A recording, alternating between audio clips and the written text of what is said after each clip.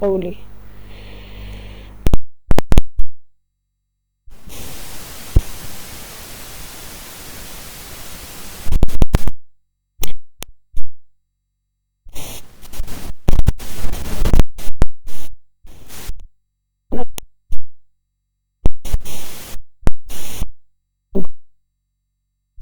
اچھا جی، یہ آیت اس کو ہم مطلب اس کو جو کہا گیا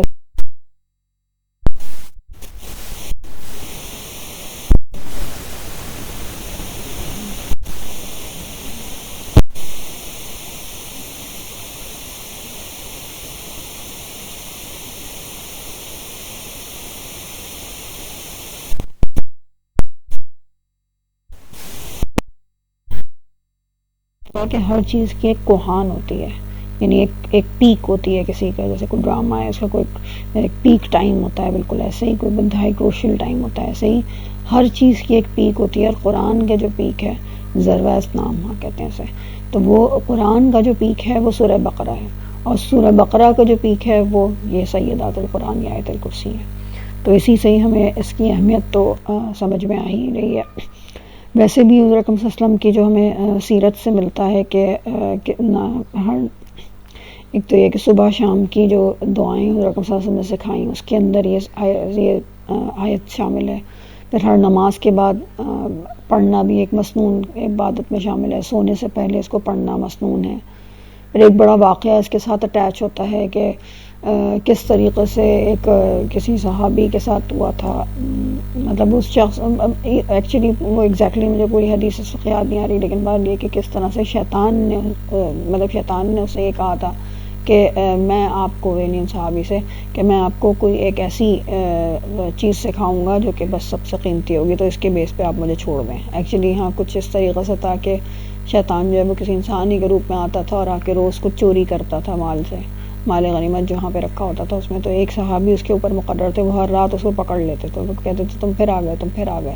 تو اب وہ اس نے آخر میں جب اس کو پکڑا تو اس نے کہا کہ اچھا میں اب آپ کو ایک ایسی چیز سکھاتا ہوں جو کہ جو ہے وہ مطلب جس کی جو ٹروٹ ہوں گے وہ کچھ اس طرح کی کچھ مفہوم ہے اس کا. تو اس شیطان نے ان کو جو ہے وہ یہ آیت الکرسی سکھائی تھی. اور پھر جب انہوں نے ان صحابی نے جا کے نبی صلی اللہ علیہ وسلم سے کہا تو نبی صلی اللہ علیہ وسلم نے بتایا کہ دراصل وہ شیطان تھا اور اس نے پہلی مرتبہ سچ بات کی. تو یعنی یہ ایگزیکٹلی نہیں ہے، بس اس کا مفہوم کچھ اس طریقے سے ہے کہ کس طریقے سے اس کے مختلف ہمیں ملتے ہیں. اس آیت سے ریلیٹڈ بہت ساری چیزیں سیرت کے اندر بھی. اچھا اب یہ ویسے تو اگر ہم دیکھیں تو ظاہر ہمیں سمجھ میں آتا ہے، سبھی کو پتہ ہے کہ توحید جو کی کمپلیٹ مینیفیسٹیشن جو ہے نا وہ ہمیں اس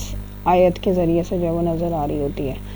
توحید ہے کیا اور شرک کا ابطال کس طریقے سے ہونا ہے. اور پھر اس کے بعد تیسری چیز ہمیں جو ڈسکس کرنی ہے وہ یہ کہ اس مقام کے اوپر جب سورہ بقرہ کے اندر ہم یہاں اس جگہ جہاں تک ہم پہنچے ہیں ایک سیکوینس کے ساتھ،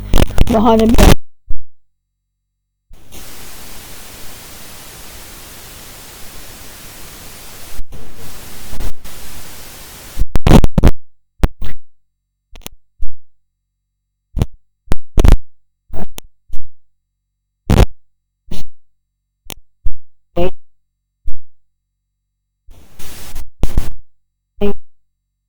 بَعِينٌ فِيهَا وَلَا خُلَّةٌ وَلَا شُفَعَاءُ.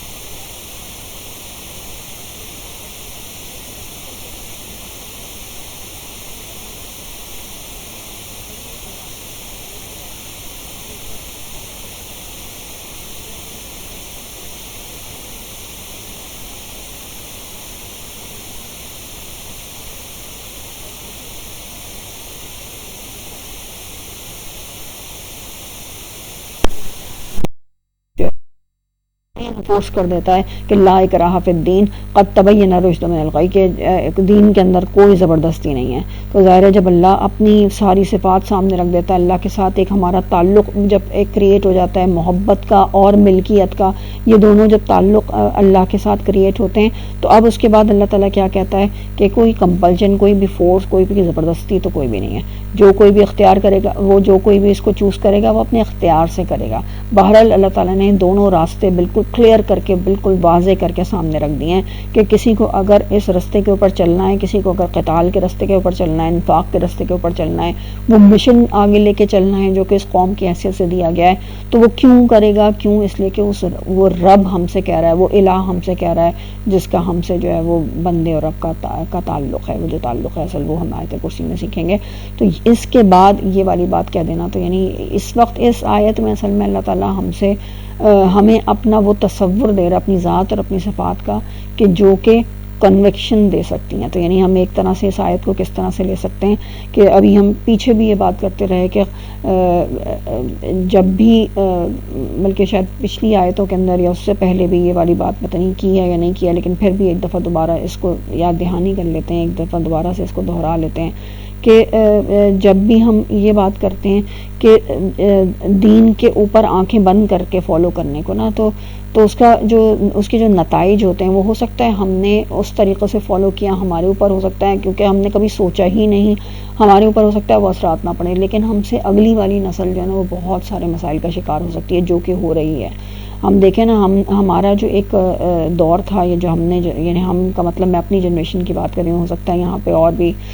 کچھ مجھ سے اوپر کی جنریشن والے سن رہے ہو، مجھ سے نیچے کی جنریشن والے سن رہے ہو، لیکن میں خاص اپنی اس وقت جو ہم جو مڈ ایج والے جو لوگ ہیں نا 40 to 50 کے درمیان، اور جن کی جو اولاد ہے اب وہ نوجوانی اور نوجوانی کی طرف جو کہ اس کے اوپر قدم رکھ رہی ہے، تو اب اس میں جو ڈفرینسز نظر آتے ہیں، اور ظاہر ہے کہ میں بھی ایک ماں ہوں اور میں ایک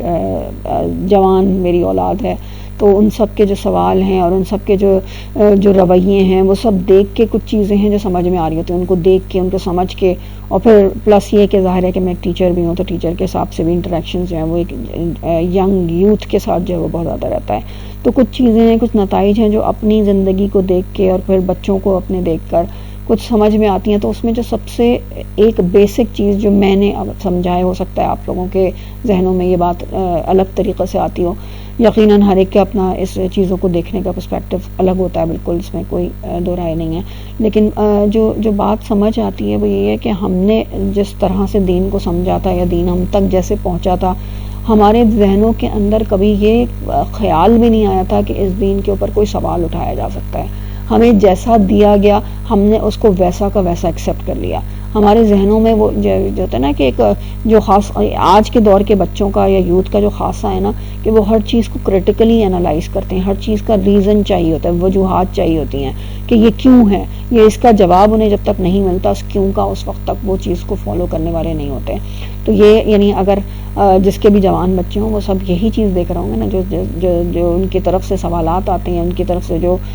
رسپانس ہوتا ہے جب بھی دین کے حوالے سے کوئی بات کی جائے، تو وہ یہی ہوتا ہے کہ مطلب یہ کیسے پتہ چلے، سب سے بیسک جو کوشچن اس وقت سب کے سامنے ہوتا ہے نا وہ یہ کیسے پتہ چلے کہ ہم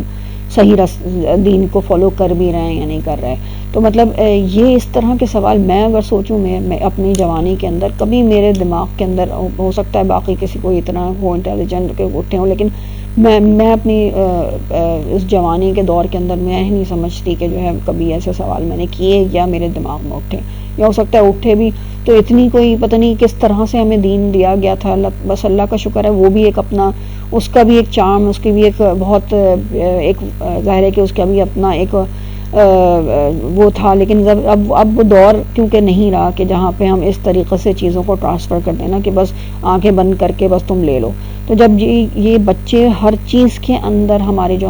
ہماری جو جنریشن آ رہی ہے اس میں جب ہر چیز میں سوال کرنے والے ہیں تو وہ دین کو کیسے اس طریقے سے ایکسیپٹ کر سکتے ہیں. ان کو وہ چاہیے. اور قرآن اصل میں اگر ہم قرآن کو دیکھیں نا تو قرآن بھی ہم سے یہ نہیں ڈیمانڈ کرتا کہ آنکھیں بند کر کے فالو کریں. انفیکٹ قرآن کی آیت ہے کہ نبی کریم صلی اللہ تعالیٰ نے کہا کہ کہہ دو ان سے کہ میں تو اب اس دین کے اوپر علی بصیرہ، پوری فل آنکھوں کی روشنی کے ساتھ، پوری بصیرت کے ساتھ، پورے ویژن کے ساتھ میں چل رہا ہوں. تو یعنی یہ جب نبی کریم سے اللہ تعالیٰ کہہ رہا ہے تو یقیناً ہم سب سے بھی اللہ کی یہ ڈیمانڈ ہے کہ جب جب بھی اس ریلیجن کو فالو کرنا ہے تو یعنی ایون اللہ تعالیٰ کا ھذا بصائر للناس، یہ تو بصیرت کی روشنیاں ہیں انسانوں کے لیے بس، اور اس کو کس کو قرآن کو کہا ہے اللہ تعالیٰ نے. تو اصل میں یہ قرآن کے اوپر اگر ہم واقعی صحیح طور پہ تدبر کی نگاہ ڈالنے والے ہوں، صحیح طور پہ اس کو سمجھنے والے ہوں،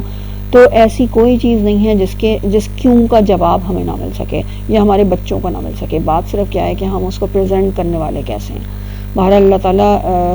ہمیں بھی اتنا علم عطا کرے اور ساتھ میں ہمیں اتنی حکمت عطا کرے کہ ہم اپنے بچوں کے جو بھی سوالات ہیں ان کو بھی سیٹسفائی کر سکیں، اور تاکہ کیوں کر سکیں، کیوں یہ کیا اس سے ہمیں فائدہ حاصل ہوگا، کیا چیز ہے جو کہ آگے اس دین کے لیے جو ہے وہ کو مضبوط کرنے کا سامان بنے گی. وہ یہی ہے کہ جب وہ بصائر کے ساتھ اس دین کے اوپر چلیں گے، تو اس کنوکشن کے ساتھ چلیں گے، تو پھر اس کے بعد جو اللہ کے احکامات آئیں گے نا، اس کے اندر پھر وہ والی چیز ہوگی سمعنا و اطعنا، ہم نے سنا اور ہم نے اطاعت کی. اور اگر ہم صرف ہم یہ چاہیں کہ آنکھیں بند کر کے ہمارے بچے بس صرف یہ کہتے رہیں کہ ہم سنیں گے اور اطاعت کریں گے، تو جس دور کے اندر ہمارے بچے ہیں تو انفیکٹ بہت یعنی افسوس، یعنی یہ کوئی، میں یہ نہیں کہہ رہی، میں اس کو اکنالج نہیں کر رہی کہ یہ بڑی اچھی بات ہے کہ ہمارے بچے یہ مطلب اس کو تیار نہیں ہوتے یہ کہنے کے لیے کہ ہم نے سنا اور ہم نے اطاعت کی. لیکن بات یہ ہے کہ روٹس تک جب تک ہم نہیں پہنچیں گے نا، کہ ہمیں کس طریقے سے وہ روٹ کے اندر، وہ جڑوں کے اندر کیسے آبیاری کرنی ہے، کیسے اس ایمان کا بیج اپنے بچوں کے دلوں کے اندر ڈالنا ہے، اس وقت تک ہم اپنے بچوں کو وہ بصائر عطا نہیں کر سکتے جہاں پہ وہ کنوکشن کے لیول کے اوپر کھڑے ہیں. تو اللہ سے بس دعائیں بھی بہت کرنی چاہیے کہ اللہ تعالیٰ ہمارے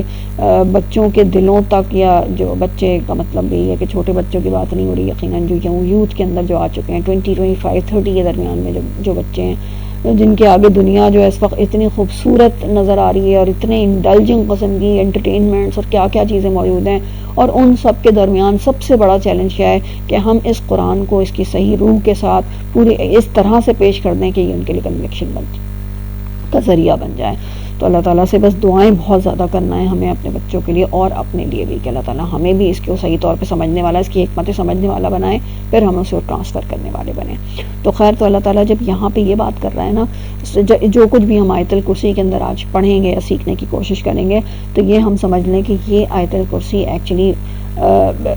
ایک بہت بڑا ٹول ثابت ہو سکتی ہے کس طریقے سے کہ جس کے ذریعے سے ہم جو ہے اپنے یہ کنوکشن حاصل کر سکتے ہیں، ہم خود بھی حاصل کر سکتے ہیں، ہم اپنے بچوں کو بھی سکھا سکتے ہیں. لیکن بات وہی ہوتی ہے کہ اگر ہم کہیں کہ رات کو سوتے ہوئے آیت الکرسی پڑھ لیا کرو اور پھونک لیا کرو تو جو ہے وہ تمہیں صبح اٹھو گے تو پورا یقین ہوگا، تو ایسا نہیں ہو سکتا. ہم اصل میں اس آیت کے اوپر غور کرنے والے ہوں اللہ تعالیٰ کہہ کیا رہا ہے. اور بہت دفعہ ہوتا ہے کہ ہم ٹھیک ہے ایک دفعہ ہم نے سمجھ بھی لیا، جیسے ابھی میں جب اس کو دوبارہ سے ریویو کر رہی تھی آج کے لیکچر کے لیے، تو لٹرلی جب میں نے پہلی دفعہ اس آیت الکرسی کو پڑھا تھا، وہی میں نے اپنے نوٹس نکال کے میں اس کو ریویو کیا، تو بالکل میں یہ سوچی تھی کہ اس وقت جب میں نے پہلی دفعہ کیا تھا اس وقت میرے اوپر کیا امپیکٹ تھا. اس کے بعد پھر اتنی جتنا بھی عرصہ گزرا یا اتنے عرصے سے میں اس کو دوبارہ سے نہیں کہیں پہ بھی ذہن کے اندر تازہ کر سکی، تو پھر اس میں ہوا کیا کہ ٹھیک ہے ڈیلی روٹین کے اندر تو آیت الکرسی موجود ہے، لیکن وہ جو اس کے لیسنس تھے، وہ جو ٹیچنگس تھی، جس نظر سے جب میں نے پہلی دفعہ اس کو سمجھا تھا اور وہ جس طرح ذہن میں آئی تھی، وہ ساری چیزیں کہیں مس ہو گئی تھیں. اب صرف وہ کیا تھا، وہ ایک ریسیٹیشن تھی بس، وہ ریسیٹیشن جو ہر نماز کے بعد ہو رہی ہے یا صبح شام ہو رہی ہے یا رات کے ٹائم پہ ہو رہی ہے، لیکن اس سے زیادہ جو ہے وہ کوئی چیز حاصل نہیں ہو سکی تھی. تو یہی ہے کہ اسی لیے ہم اس قرآن کو کیا کہتے ہیں، یاد دہانی ہے، نصیحت ہے، یہ بار بار پڑھنے کی کتاب ہے. تو اللہ تعالیٰ سے بس یہی دعا ہے واقعی اللہ کہ ہمیں توفیق دے کہ ہم اس کو بار بار پڑھنے والے، بار بار سمجھنے والے ہوں. اللہ تعالیٰ فرماتا ہے سب سے پہلے اعوذ باللہ من الشیطان الرجیم، اللہ لا الہ الا ہوا، اللہ نہیں ہے الہ کوئی سوائے اس کے. اچھا، الہ کا مطلب اگر ہم دیکھیں نا، الہ کیا چیز ہے، تو الہ کے میننگز کے اندر بہت سارے، یعنی بہت ورائٹی آف میننگز ہم اس کے اندر کور کر سکتے ہیں. تو ان میں ایک الہ، ایک مطلب تو یہ ہوگا کہ وہ ہستی یا وہ کہ جس سے شدید قسم کی محبت کی جائے. یعنی محبت کی بھی بڑے ان کے پاس نا بہت سارے نام ہیں، بہت سارے الفاظ ہیں عربک ووکیبلری کے اندر. تو الہ جو ہے وہ ایسی محبت ہے جو کسی انسان کو او کے اندر لے جائے، جو کسی انسان کو ایسا اس طرح کے فیلنگز کے اندر مطلب کر دے، اس کے اوپر ایسی فیلنگز طاری کر دے کہ وہ جو ہے اس کی یعنی ایون ہر چیز سے اس کہ وہ اس کی گرینڈنس اور اس کی محبت اور اس کی ہر چیز اتنی زیادہ اس کے اوپر طاری ہو جائے کہ پھر وہ اس کے یعنی ایک اس میں اسی کے اندر پھر خوف کا بھی عنصر آ جائے. یعنی خوف کس چیز کا؟ خوف یہ نہیں کہ کوئی اتنی بڑی ہستی ہے تو اس سے ڈر کے مارے جو ہے دبکے میں، بلکہ یہ خوف کہ کہیں میں اپنے اس الہ کو یعنی اس ہستی کو جس سے میں اتنی شدید محبت کرتی ہوں کہیں میں اس کو ناراض نہ کر دوں. تو یہ خوف جب شامل ہو جائے یعنی ایسی فیلنگس ہو محبت کی کہ جس میں یہ بھی خوف شامل ہو، اور پھر وہ جو فیلنگ آف او ہے تو وہ کس کے ساتھ آتی ہے؟ اتھارٹی کے ساتھ. یعنی اس الہ کی کے ساتھ محبت ہے جس کے پاس میرے اوپر، میری ذات کے اوپر، جب میں اپنا الہ کی بات کر رہی ہوں تو میری ذات کے اوپر کمپلیٹ اتھارٹی حاصل ہے. تو یعنی وہ ہستی جس کو اختیار حاصل ہے، وہ ہستی جس سے میں بہت شدید محبت کرتی ہوں، اور وہ ہستی جس کی ناراضگی کا خوف جو ہے وہ میری کانشیسنس کے اوپر ہمیشہ رہتا ہے. اور یہ ظاہر ہے کہ یہ تینوں چیزیں جو ہے وہ مل کے ایک ساتھ ہی بن رہی ہوتی ہیں. لیکن ایک چیز ہے بلکہ دو جو چیزیں ہیں نا، دو میننگس ہیں، یہ دنیا کے اندر ہمیں اس طرح سے نظر نہیں آتی. کیونکہ دنیا میں ہم اگر جس سے محبت کرتے ہیں وہ ضروری نہیں کہ اس کے پاس اتھارٹی بھی ہو، یا جس کے پاس اتھارٹی ہے اس سے تو ہم کبھی بھی محبت نہیں کرتے. عموماً یہ ہوتا ہے. مطلب کیا ہوا کہ جو ہمیں کوئی کہے نا کہ دیکھو ایسے کرنا چاہیے، جیسے مثال کے طور پہ ابھی بات ہو رہی تھی نا ینگ جنریشن کی، تو اس ینگ جنریشن کا سب سے بڑا مسئلہ کیا ہے؟ ماں باپ کے ساتھ جو سب سے بڑی لڑائی ان کی شروع ہوتی ہے، جو ٹین ایج آتی ہے، وہ کس بات پہ ہوتی ہے کہ دے ڈونٹ لو اتھارٹی. یعنی اتھارٹی نہیں چاہیے انہیں یہ نہیں سننا کہ تم یہ کر لو. یہاں تو ان کو ان ٹین ایجرز کو جو ہے نا ماں باپ کی انسٹرکشنز ایکچولی نہیں سننا. تو مطلب یہی ہے کہ یہ اصل میں انسان کی ایک تھوڑی سی فطرت ہے کہ وہ احکامات نہیں سننا چاہتا. تو یہی ہے کہ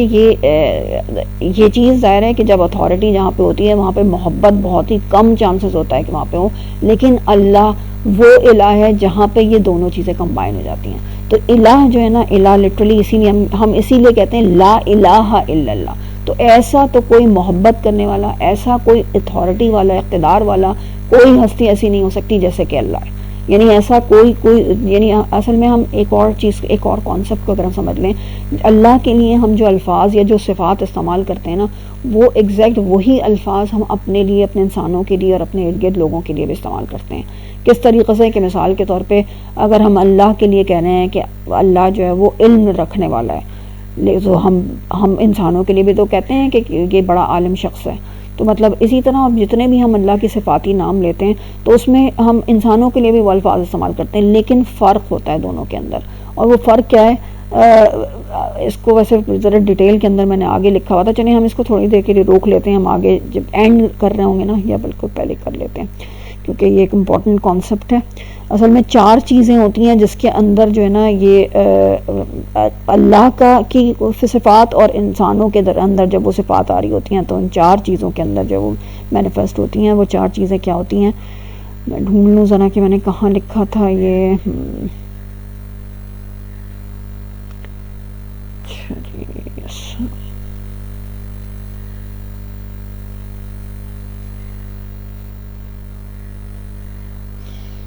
مجھے مل نہیں رہا ہے کہیں.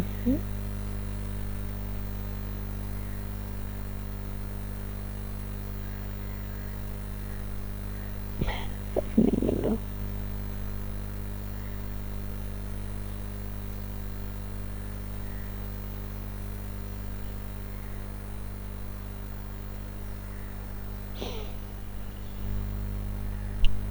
نہیں، خیر چلیں آ جائے گا تو ہم دوبارہ سے اس کو دیکھ لیں گے، کیونکہ میں نے بڑی کہیں سے نوٹس بنا کے اور پھر اس کے اندر سے نکالا تھا کہ کس طریقے سے جو ہے وہ اللہ کی صفات اور انسانوں کے اندر جب وہ صفات مینیفیسٹ ہوتی ہیں تو کس طریقے سے ہو سکتی ہیں. چلیں خیر جتنا میرے ذہن کے اندر ہے بغیر دیکھے میں اس چیز سامنے رکھتی ہوں کہ دیکھیں ایک تو یہ بات ہے کہ جب ہم اللہ کے لیے کسی صفت کی بات کرتے ہیں نا، تو اللہ جس طرح کمپلیٹ وہ صفت جس طرح اللہ کے اندر کمپلیٹ ہوتی ہے، انسانوں میں اس طرح نہیں ہو سکتی کبھی بھی. انسانوں کے اندر ہمیشہ کوئی نہ کوئی لمٹ ہوگی. اگر ہم اللہ کے لیے اللہ کے علم کی بات کر رہے ہیں تو اللہ کا علم بالکل گراسپ کرنے، یعنی وہ جس طرح سے ہر پرسپیکٹو سے جتنا وہ علم رکھتا ہے، انسانوں کے پاس بڑا لمیٹڈ پرسپیکٹو ہوتا ہے، وہ ایک خاص انداز سے صرف سوچ سکتے ہیں، صرف خاص انداز سے کسی چیز کا علم رکھ سکتے ہیں. تو یعنی انسان کے جو علم کی ہوگی وہ لمٹ ہوگی. اور ایسی ہر صفت ہے، یہ صرف ایک صفت کی تو میں نے مثال دی، ہر صفت کے اندر انسان کی جب بات کریں گے تو اس کی کوئی خاص لمٹ ہوگی. اسی طرح جو اللہ کے پاس ہوگی اس کا کوئی نہ ابتدا ہے نہ کوئی انتہا ہے، وہ بس اس کی ذات کا حصہ ہے وہ صفت. جبکہ جب ہم انسان کے اندر بات کرتے ہیں تو اس صفت اس نے کبھی نہ کبھی ایکوائر کی ہوگی، اور پھر اس بہرحال اگر انسان جب وہ ختم ہو گیا تو اس کے ساتھ ہی وہ صفت بھی ختم ہو گئی. یا ایون ایسا ہوتا ہے کہ کوئی صفت اس نے کبھی حاصل کی، کوئی اس نے ایکوائر کی، اور اس کے بعد ہو سکتا ہے کہ وہ ود دا ٹائم بینگ وہ جو ہے اس سے جو ہے وہ کیا چیز ہوئی. جیسے انسان کے خاص ہوتا ہے، چلو اگر کہ اس نے بڑا علم حاصل کر لیا، مختلف قسم کے علوم حاصل کر لیا، لیکن پھر ایک خاص انسان کے اوپر ایج آتی ہے، بڑھاپا آتا ہے، جب اس کا ویسے ہی وہ کہتا ہے نا لیکائی لا تاسو مالا نہیں سوری یہ تو کچھ اور آ گئی کہ جب اس کا بالکل ہی یعنی وہ واپس اپنی عمر کی طرف پھیر دیا جاتا ہے تو لٹرلی وہ بالکل بچہ سا اس کا ذہن ہو جاتا ہے. تو اس وقت میں اس کا ساری زندگی میں اس نے کتنا ہی علم حاصل کیا اور وہ سب اس سے جو ہے وہ مطلب ایک طرح سے واپس ہی لے لیا جاتا ہے. تو یعنی انسان کے پاس جو کچھ بھی صفت ہوگی اس کی کوئی خاص، یہی سمجھ لیں کہ ایک تو لمٹ بھی ہوگی اور پھر اس کی شروع اور اختتام بھی ہوگا. تو یعنی اسی طرح ہر چیز کے بارے میں ہم اور پھر اس کے بعد کچھ صفات ایسی ہوتی ہیں جو صرف اللہ کے لیے خاص ہوتی ہیں، وہ انسان کے لیے نہیں ہوتی. یعنی ہم یہ نہیں کہہ سکتے جنرل جتنی بھی اللہ کی صفات ہیں وہ سب ہمارے اندر جو ہے وہ موجود ہو سکتی ہیں، ہم اپنے لیے استعمال کر سکتے ہیں. اور یہ کون کون سی ہیں صفات؟ مثال کے طور پہ اگر ہم لیں کہ اگر ہم کہتے ہیں اللہ عزیز ذو انتقام، اللہ انتقام لینے والا ہے، اللہ انتقام لینے میں شدید ہے، تو یعنی یہ صفت ہم انسانوں کے لیے یہ یقینی طور پہ ایک نیگیٹو صفت ہے. اسی طرح اللہ تعالیٰ کی صفاتی نام ہے المتکبر. تو یہ جو صفت ہے یہ تو حدیث بھی ہے نا کہ یہ تو تکبر جو ہے یہ تو صرف اللہ کی چادر ہے، اور کوئی اگر دنیا کے اندر، اور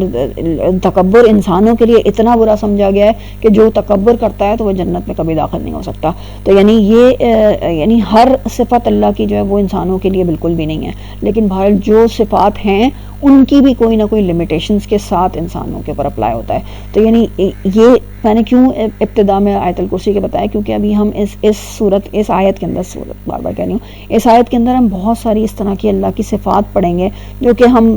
سمجھ رہے ہوتے ہیں کہ واقعی ہم اپنے لیے بھی استعمال کریں، تو ان کو سمجھنے میں ہمارے لیے تھوڑی آسانی ہو جائے گی. اچھا جی، اب ہم بات کرتے ہیں الہ کی. جب ہم بات کریں نا تو الہ کے لیے بھی میں نے اسی لیے کہا کہ دنیا کے اندر اگر ہم کسی الہ کے بارے میں سوچ سکتے ہیں، کوئی انسان کو اگر الہ کے بارے میں سوچ سکتے ہیں تو وہ یا تو اس کے پاس اس سے ہم محبت کر رہے ہوں گے یا اس کے پاس کوئی اقتدار اتھارٹی ہوگی. دونوں چیزیں ایک ساتھ ہونا ممکن نہیں ہے. تو اللہ وہ الہ ہے جس کے لیے ہم کہتے ہیں لا الہ الا اللہ، یا اللہ لا الہ الا ہوا، اس کے سوا کوئی الہ نہیں. کیوں؟ اس لیے کہ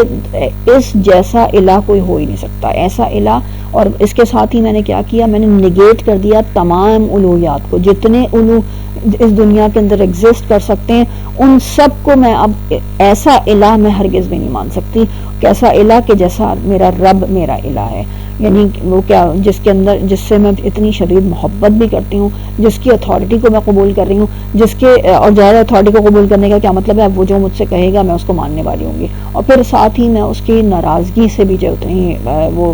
اوہ میں ہوتی ہوں کہ کہیں میرا کوئی ایکشن، میں کوئی ایسا کام نہ کر دوں کہ جس سے میری ظاہر ہے جو جس کو آپ کہتے ہیں نا کہ جس سے اتنا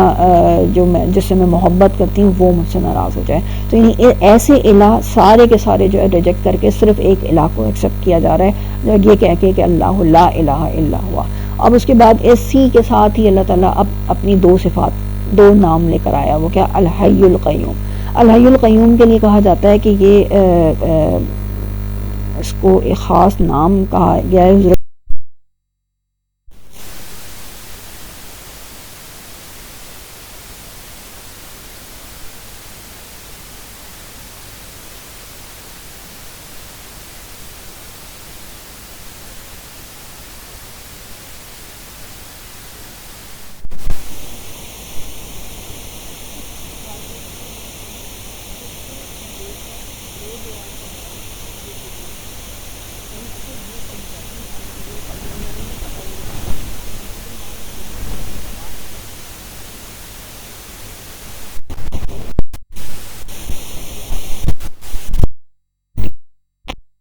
اشارے قرآن کے اندر ملتے ہیں کہ یہ اس میں موجود ہے، اس میں موجود ہے، یعنی حضور اکرم صلی اللہ علیہ وسلم نے کچھ اشارے دیے ہیں کہ اس صورت میں، اس صورت کے اندر موجود ہیں. تو اس سے جو مفسرین نے جو اخذ کیا ہے وہ اصل میں یہ کہتے ہیں کہ اللہ کا یہ جو نام ہے الحی القیوم، یہ وہ نام ہے کہ جس کے ذریعے سے، یعنی یہ ایکچولی حضور اکرم صلی اللہ علیہ وسلم نے یہ نہیں بتایا کہ اس نام سے جو دعا مانگو وہ قبول ہو جائے گی. حضور اکرم صلی اللہ علیہ وسلم نے بتایا کہ کچھ نام ایسے ہیں. اب اس کے پھر جب حضور اکرم صلی اللہ علیہ وسلم کی کوئی ایسی بات سامنے آتی ہے تو پھر اس کے اوپر سرچ کرتے ہیں لوگ، اس کے اوپر تدبر کرتے ہیں، سوچتے ہیں ایسا کون سا نام ہو سکتا ہے، کہاں پہ ایسی معاملہ آیا ہے. تو پھر جو ہے نا یہ اس میں سے جو بہت سے آئے ہیں، بہت سارے نام سامنے آئے، لیکن سب سے میجورٹی جو ہے وہ ان دو ناموں کی طرف اشارہ کرتی ہے کہ الحی القیوم یہ دو نام ہیں جس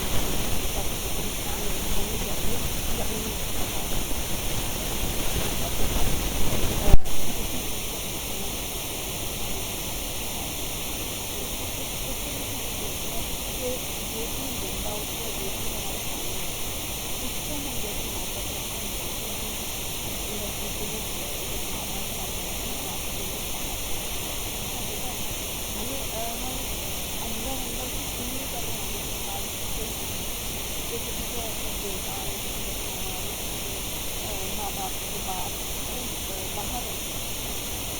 ابراڈ کے رہتے ہیں وہ ایک چیز ہے وہ یاد تو رہتی ہے، لیکن وہ محبت کی جو سمپل جو سامنے والی لوگوں میں جو اللہ جو سامنے ہوتی آؤٹ آف یہ نہیں ہے ادارے کے سامنے ہوتے اپنی لڑائی ہوتی ہے اللہ محبت ہوتی ہے، لیکن جو محبت کی سمپل سامنے والی چیزیں ہوتی ہیں وہ محبت جیسے کوئی دور چلا جاتا ہے نا، انسان سے دور چلا جاتا ہے اس سے پھر وہ کیسے رہتا ہے، لیکن اولاد کی تو ایک فطری محبت ہے نا، بیٹیوں کی محبت ایمان کے لیے کرنا چاہیے، کسی نرسری لیول کے اوپر بھی بیٹیوں کی کچھ اگر ماں کا دل ہے کہ رہنے دو، لیکن کچھ اس کے بعد نہیں نہیں ہے کہ رہتا ہے کہ کیا پھر کبھی کبھی آن اینڈ آف کبھی ان سے کوئی بات ہو گئی کبھی کوئی بات ہو گئی، لیکن وہ جو ایک کیفیت اس وقت تو لگتی تھی کہ دیکھو ان کے بعد ہمارا گزارا ہی نہیں ہے، برائیں گے تو بھی کہ ان سے ضرور بات کرنی ہے، تو وہ جو لگتا تھا یہ محبت تو بس ایسے ہے، ایسی محبت اب ہم کبھی کسی سے کرتے ہیں، تو یعنی یہ جو محبت ہے یہ کوئی جو سامنے والا ہوتا ہے جو زندہ شخص ہوتا ہے اس کے ساتھ جو محبت ہے وہ ایک مومن کتاب اس میں ہے الحی وہ زندہ ہے، اور الحی جب ہم نے سننے کہا تو اللہ کا بھی اس میں صفت مراد ہے سورہ مجادلہ میں، اس کا بھی مینیفسٹیشن اللہ سے یہ جو بندگی حاصل کرنا ہے نا یہ ہم کسی انسان کے اندر نہیں کر سکتے، انسان کا تو ظاہر زندگی پوری نہیں ہوئی پیدا ہو جائیں گے تو پھر ہر انسان اس بالکل جب محبت کرے گا تو بھی اسے یہ پتا ہوگا کہ کوئی نہ محبت کرنے والا ہے، چاہے میرے ماں باپ ہیں میرے اولاد ہیں ہر ایک چھوٹے چھوٹے سے چاہے وہ بندہ ہے وہ محبت کرے گا، لیکن اللہ کی جو الحی جس کو ہم بات کرتے ہیں اللہ جب ہم کہتے ہیں کہ الحی ہمیشہ سے زندہ ہے اور ہمیشہ تک زندہ رہے گا، تو اس ایسے پرماننٹ زندگی جس کے پاس موجود ہے اور پرماننٹ جو ہمارے اچھا یہ ایک اور چیز سمجھنے والی بات، آنکھ اگر کہا اللہ تعالیٰ ہماری آنکھ کے حامی ہیں، لیکن اللہ تعالیٰ کی ذات اور اس کی صفات اس طرح سے ہمیں ہر طرف نظر آ رہی ہیں پوری زندگی میں، اور ہمیں ہر طرف نظر آ رہی ہیں کہ ہمارے لیے مشکل نہیں ہے کہ اس کی زندگی کو صحیح رکھنا، اپنی زندگی کو ایسے گزر بسر کرنا، تو یعنی یہ جو الحیت کا بغیر وہی بات آ گئی کہ اس کے ساتھ جیسی محبت کی جا سکتی ہے، جیسی پرماننٹ محبت جیسی کمپلیٹ محبت اس رب کے ساتھ سکتی ہے، اس الہ کے ساتھ ہو سکتی ہے جو کہ ہمیشہ سے زندہ ہے اور جسے کبھی موت آنے والی نہیں، یعنی یہ جو محبت ہوگی تو وہ کر سکتی ہے، اور پھر دوسری پھر اس کے ساتھ جو محبت ہے ایک اور چیز ہے القیوم، یعنی دیکھیے وہ زندہ بھی ہے اور وہ القیوم بھی ہے، ٹھیک ہے، اب اس سے بھی پہلے ہم سب سے دیکھیں جب ہم کہتے ہیں کہ اب ہم اس کی الہ کونی اللہ کی جو ہم جس کی بات کر رہے ہیں نا کہ اللہ تعالیٰ نے الہ کو بتانے کے واسطے بھیجا ہے، تو جب ہم یہ کہتے ہیں کہ اس کی اتنی محبت ہے تو اب ہم کہتے تو ہیں کہ بڑی محبت ہے اتنی کچھ نہیں ہے، تم سچ کہنا ہماری جو اولاد ہے انہوں نے منافق ہو جائیں گے ان کو بہت محبت ہے، اور پھر پتہ چلتا ہے کہ ہماری جو ہے وہ کتنی طبیعت خراب ہے بہت سارے مریض بیٹھے ہیں اور وہ اولاد جو ہے وہ بیٹھی ہوئے ہیں سب میں بڑی محبت ہے محبت ہے، اور اس کو ایک کپ پانی آپ نہیں پلا سکتے کہتا ہے یار آواز دے دیں اس کو آپ کی آواز سن کے نہیں سو سکتے آپ، یا ایون آپ اس کی حالت کے اندر کہیں کہ میں نے بیٹھ کے اپنے آرام سے ہیڈ فون لگا کے اور میں جیسے میں وہ اس کو میں اپنے کان میں رکھ کے بیٹھی ہوں، آپ نہیں سن سکتے نا کہ کتنی بدبو پھیل رہی ہے اگر اس کی محبت نہیں ہے محبت ہے تو ظاہر سی بات ہے یعنی یہ جو محبت کی جب کسی کو ارادہ کرتا ہے تو وہ پھر ایکسپیکٹیشن پوری کرتا ہے، اور ایکسپیکٹیشن کیا ہوتی ہے کہ یہ میرا خیال رکھے گا، یہ میری مشکل وقت میں میرے کام آئے گا، یعنی یہ جو ایکسپیکٹیشن ہے نا یہ انسانی فطری سی جب بھی محبت کی بات کریں گے تو انسانی فطری سی چیز سمجھ میں آئے گی، تو اب اللہ تعالیٰ کے بارے میں جب ہم اللہ کا نام لے رہے ہیں القیوم القیوم القیوم لیٹرلی ہمیں سمجھتا ہے قائم، قائم کہتے ہیں اسٹے جیسے کہ کھڑا ہو جانا سیدھا کھڑا ہونا قائم، اور پھر اس کے بعد اسی سے ہی ایک اور ورڈ آتا ہے تفسیر سے ایک اور لفظ نکل آتا ہے قوام، الرجال قوامون علی النساء، مرد عورتوں کے اوپر قوام ہیں، اور یہ قوام کا کیا مطلب ہے کہ وہ ایک تو اسٹینڈنگ اپ، قائم کا ویسے ہی مطلب لگ گیا، یعنی اسٹینڈنگ اپ کا مطلب ہے ایکٹیولی انوالو ہیں اور کس کام کے لیے، قوام کا مطلب ہوتا ہے مینٹینر ہیں، کیئر ٹیکر ہیں، ان کا خیال رکھنے والے ہیں، ان کی ضروریات پوری کرنے والے ہیں، جب بھی کوئی مشکل وقت پڑے گا وہ ان کو سپورٹ کرنے والے ہیں، تو اس چیز سے رابطہ رکھنے کے لیے یہ ہے قوام، اور اسی سے ہی روٹ نکلا انٹو قیوم، اسی سے ہی اسی روٹ سے لوگ نکلتا ہے قیوم القیوم، اور یہ قیوم کا جو معنی ہے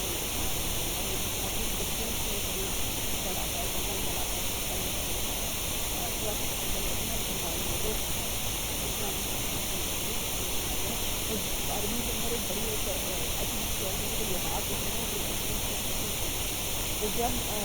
کوئی ورڈ جو ہے نا وہ بہت ڈفرینٹ ہے تو یونیک طریقے کا ہوتا ہے تو اس کے یونیک بھی جو نکل رہے ہوتے ہیں وہ بھی یونیک اتنی یونیک رہتے ہیں. مطلب کیا کہ جیسا وہ افغان ہے ایسا کوئی افغان ہو نہیں سکتا, وہ یونیک ہے. یعنی صرف ایک بیٹ کو لانے سے اللہ تعالیٰ نے کس طریقے سے یہ ورڈ کو کیا وہ کیسا کیئر ٹیکر ہے, ایسا ایکٹیولی انوالو کیئر ٹیکر ہے, ایسا ایکٹیولی انوالو جسے کہتے ہیں کہ جو آئین سے نکلانا ہے. ایک ہوتا ہے نا کہ ایک تو وہ کہتے بس بیٹھے ہوئے ہیں بیٹھے بیٹھے ہوئے کہ بس آج کی اسکول ختم ہو یہ بند ہو میں نے کہا یہ میٹنگ نہ رکھی ہے میں نے ساری میٹنگ نہ رکھی ہے. ایک ماں جو ہے وہ بیٹھی بیٹھی وہ لگا دی, اور ایک ماں وہ ہے وہ کچن میں کھڑی ہوئی ہے اسٹال کے سامنے آ گئی اسی کو بنا دیا اور بیٹے کو جو ہے نا لا لا کے نیوز پیپر دے رہی ہے کہ بیٹے یہ بنانا ہے یہ تمہارے لیے. مطلب ایک یہ جو کیئر ٹیکنگ ہے یہ اس کا ایک اپنا لیول ہے. اور پھر جو ایک بیٹھے بیٹھے سے بتا دینا بیٹے میں نے تو رکھا ہوا بیٹھے بیٹھے بتا دیں, تو ظاہر ہے یہ جو دونوں چیزوں سے جو فرق ہوتا ہے نا دونوں محبت تو ہیں یقیناً نہیں دونوں میں محبت نہیں لیکن محبت کے ایکسپریشن جو ہیں وہ ڈفرینٹ ہوتے ہیں. تو یہی ہے کہ اللہ تعالیٰ جب ہم کو القیوم کا لفظ یہ جو آیت کے ساتھ استعمال ہوا ہے تو اس کا مطلب کیا ہوا کہ وہ خود ایکٹیولی انوالو ہے. ایک ایک چیز ایک ایک ضرورت کی تو میری ضرورت کو میرے کہنے سے پہلے جانتا ہے, بالکل ایسے جیسے ماں اپنے بچے کی ضروریات کو جانتی ہے اور پھر اس کو پورا کرتی ہے. ایسے ہی اللہ تعالیٰ بلکہ اس سے کہیں زیادہ انسان کے اٹھنے والے چھوٹے سے دل کے وسوسے کو بھی اللہ تعالیٰ دیکھنے والا ہے, ذرا جو خیال کو اس کو اللہ تعالیٰ اس کو جاننے والا ہے اور اس کی ضرورت کو اس سے کہیں نہیں پتا چلنے والا. انسانوں کا جو کنیکشن ہوتے ہیں انسانوں کے جو تعلقات ہوتے ہیں اس میں کہیں نہ کہیں ضروری نہیں ہے کہ انسان دوسرے انسان کی ہر ضرورت کو سمجھے. ایک دفعہ ایسا ہوتا ہے نا کہ بتانا پڑتا ہے, خاص طور پہ جو میرا بھی میرا رشتہ ہوتا ہے میری کتنی ہی محبت ہو جائے کتنی دفعہ بیوی کو جو ہے وہ یہ بتانا پڑتا ہے کہ بھائی ہم مطلب یہ ہے ہم آپ کا رشتہ ٹوٹ جائے گا, ابھی یہ ملاقات نہیں ہے کسی دفعہ بیوی کا یہ ہو جاتا ہے وہ ملاقات ہو جائے, کوئی کسی کے دل میں نہیں پہنچتا کہ آپ کیا کہنا چاہ رہے ہیں آپ کو کیا ضرورت ہے. تو یہی ہے کہ یہ جو انسانوں کے تعلقات ہیں اس کے اندر بہرحال بتانا پڑتا ہے کہ جو ہے نا کیا اصل میں کس کی کیا ضرورت ہوتی ہے. لیکن اللہ جب اپنے کو القیوم والا استعمال کر رہا ہوتا ہے تو اس کو کسی بھی یعنی اس کو وہ بغیر بتائے ایزیلی بتا دیتا ہے. یعنی یہ ایک لفظ کا مطلب نکلتا ہے اور یہی دونوں کو ملا دیں جب ہم یہ کہیں الحی القیوم تو ایسا زندہ جاوید ہستی ہے, ایسا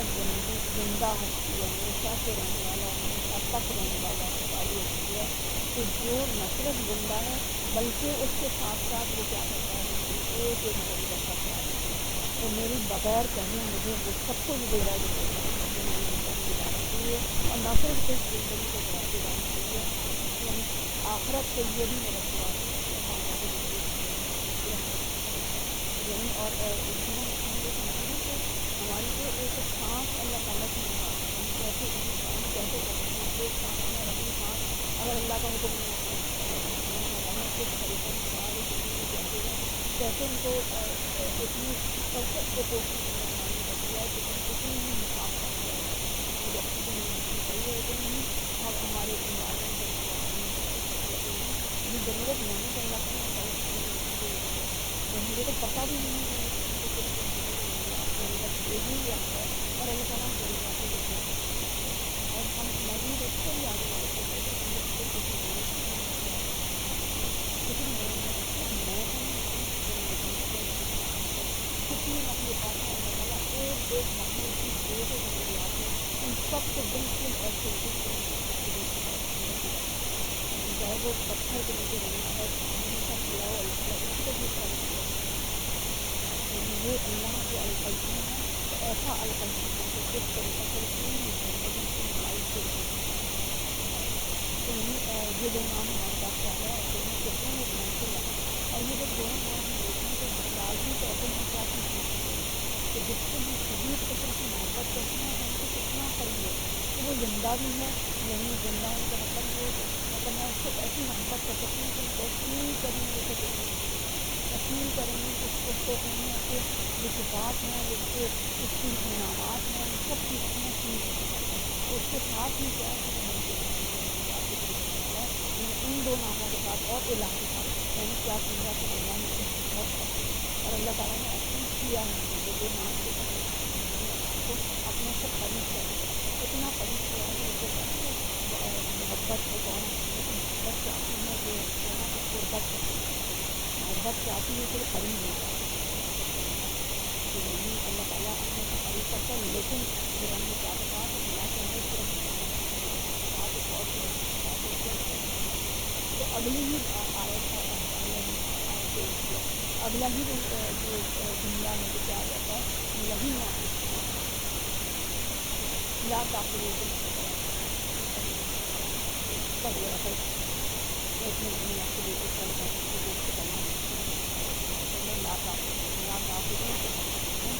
اور نہ تو اسے نیند آتی ہے نہ مطلب کیا ہوا جب ہم قوم القیوم ہمیشہ سے زندہ ہے، ہمیشہ رہتا، اور وہ ساتھ اس سے القیوم میں کیا بات ہے کہ جو میری ضروریات پوری کرنا پوری کرنا یہ جو چیز ہے یہ ان سب کو کرنے کے لیے اللہ تعالیٰ کس طرح ایک ایک چیز کی ضرورت کی ضروریات کو پوری کرے گا، تو فوراً ذہن میں کیا تاثر کرتا ہے۔ اگر ہم اپنے بارے میں اب اپنی حیثیت سے ایک ماں کی حیثیت سے جب اپنے بچے کے اندر اپنے سارے کام سمجھتے ہوتی ہے، یعنی جو مثلا کی ضرورت کی ہے، ہر ایک ماں جو ہوتی ہے وہ 24/7 ہوتی ہے، ماں گھر میں عورت کی ضرورت ہوتی ہے، ہر چیز کی ذمہ داری سے گھر کی جو ذمہ داری ہے اس کے ہوتی ہے۔ اب اس کے اندر وہ کیا کچھ دیکھے بچوں کی جو ضرورت ہے، تو شوہر کی جو ضروریات ہیں کام گھر کے اپنی تعلیم ہے، ماں باپ کی جو ضرورت ہے، ان کی ضرورت ہے وہاں سے پوری کرنی ہے، تو مگر ان سب کی طرف جو ہے ایک توجہ ہوتی ہے، تو رات کو بچے کو کیا ہوتا ہے کہ ختم اور ظاہر ہے کہ توجہ کی بات نہیں ہے، کتنا وہ کھپا رہی ہوتی ہے اپنے بچے میں، کس طریقے سے وہ پورا مطلب یہ ہوتا ہے نا کہ ایک عورت کس طرح اپنے آپ کو ختم کر دیتی ہے صرف یہ کہ اپنے گھر اور اپنے بچوں کی جو ضروریات ہیں اور جو ضروریات ہیں ان کو پوری کرنے کے مگر ظاہر ہے کہ گھر کی ضروریات ایک الگ ہوتی ہیں۔ اب اسی سے ہم یہ بھی لے سکتے ہیں کہ مرد کو اگر اب باندھتا ہے تو وہ ایک الگ طریقے سے ضروریات کو پوری کر رہا ہوتا ہے، وہ بھی اپنے اندر ماں کو کھپا رہا ہوتا ہے۔ ضروری نہیں ہے کہ ماں اگر ماں کی بات کرنے تو باپ نہیں کھپا رہا لیکن صرف ایک مثال کے طور پر سمجھ سکتے ہیں کہ اللہ تعالیٰ جب یہ بات اپنے لیے کر رہا ہے تو ہم لوگ عموماً ہماری کیا حالت ہوتی ہے کہ ہم کسی کی ضروریات کو تک پوری کرنے میں لگے رہتے ہیں، ہم اپنا پورا دن اس سے مصرف کر رہے ہوتے ہیں، تو جو ان اینڈ جو بات ہوتی ہے کچھ ختم کی بات ہوتی ہے کہ ہم لٹرلی بگ طرح سے پڑ جاتے ہیں۔ آپ سب ہم سب بچوں کو ہمیں خاص طور پہ ہم ایج کے لوگ اس میں تو یہی ہو رہا ہوتا ہے کہ بس وہ رات ہم نے بستر کے اوپر جانا اور ایک سیکنڈ نہیں لگتی ہے ہمارے پاس، ایک دن ہمارے ہو رہا ہوتا ہے اللہ کرے کہ کسی نہ کسی طریقے سے کیوں کہ اتنی ختم ہو چکی ہوتی ہے، اور وہ پھر اس کے بعد ظاہر ہے کہ اس ختم کو ریفریش کرنے کے لیے اللہ تعالیٰ نے یہ رات بنائی ہے کہ کس طرح کر کے انسان نیند کو پھر بھی اپنی اپنی نیند بحال کرنے کے لیے اس کو پوری کرنے کا ہوتا ہے۔ تو اللہ تعالیٰ کا یہ کہنا اپنے لیے لا تاخذوا سنۃ، تو یہ اصل میں کیا بات ہو گئی، تم یہ نہ سمجھو کہ جو ضروریات پوری جس طرح ہم کر رہے ہوتے ہیں ان کی جس طرح ہم لوگوں کے لیے کام میں لگے ہوتے ہیں، تو ہم لوگ کہتے ہیں کہ اللہ تعالیٰ کی صفات تو ان سے کہیں ابا ہو گیا ہے، اللہ کو کوئی نیند نہیں آتی، اللہ کو کوئی چیز نہیں آتی ہے، اور ساتھ میں ہو جائیں کہ انسان کتنے دن تک 18 منتھ تک میکسیمم تک یہاں رہتا ہے کہ انسان جا سکتا ہے،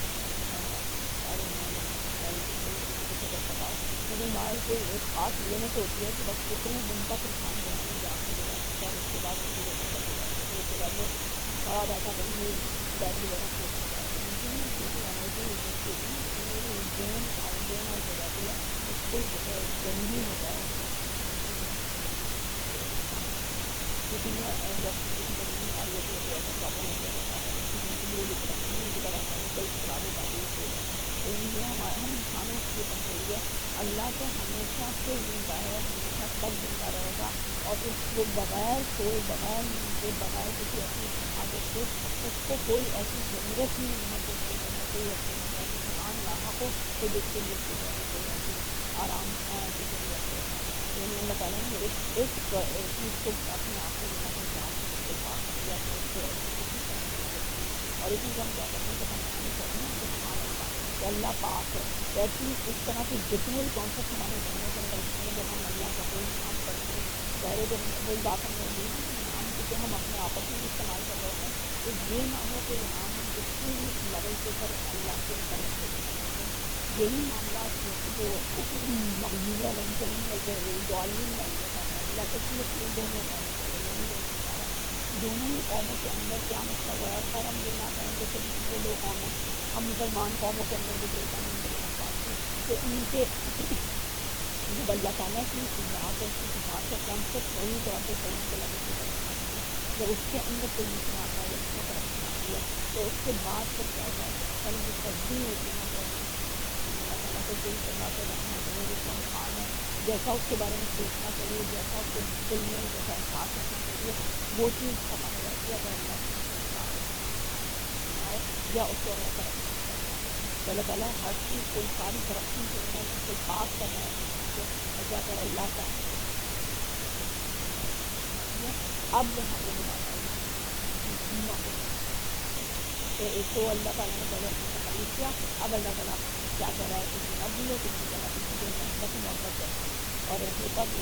میں یہ بات دیکھی کہ جب صرف محبت ہو جیسا کہ دیکھیں جو خدا ہے جو کانسیپٹ میں خدا ہے صرف محبت کرتا ہے تو سزا دینے والا نہیں ہے اس چیز میں پھر کیا کیا زمین کو جو خرید ان کو تھوڑا سا انویسٹی مطلب نہیں ہے ان کو کسی لاس مطلب نہیں ہے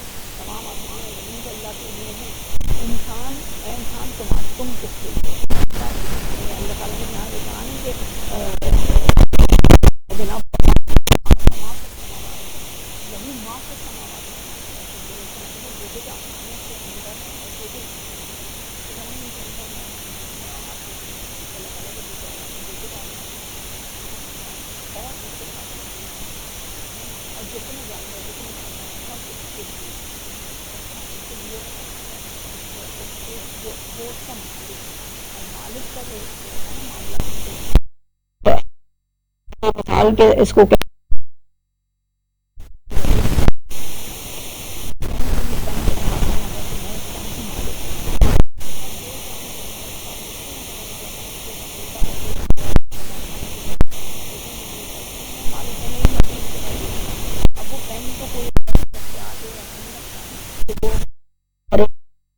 رکھنے کے لیے ہوں میرے ساتھ یہ کرو میں مالک ہوں تو میرا جو دل چاہے کرو تو جب اللہ تعالیٰ ہم سے یہ کہہ رہا ہے لہو ما فی السماء اس کے لیے ہے سب کچھ تو اس کا کیا مطلب ہے کہ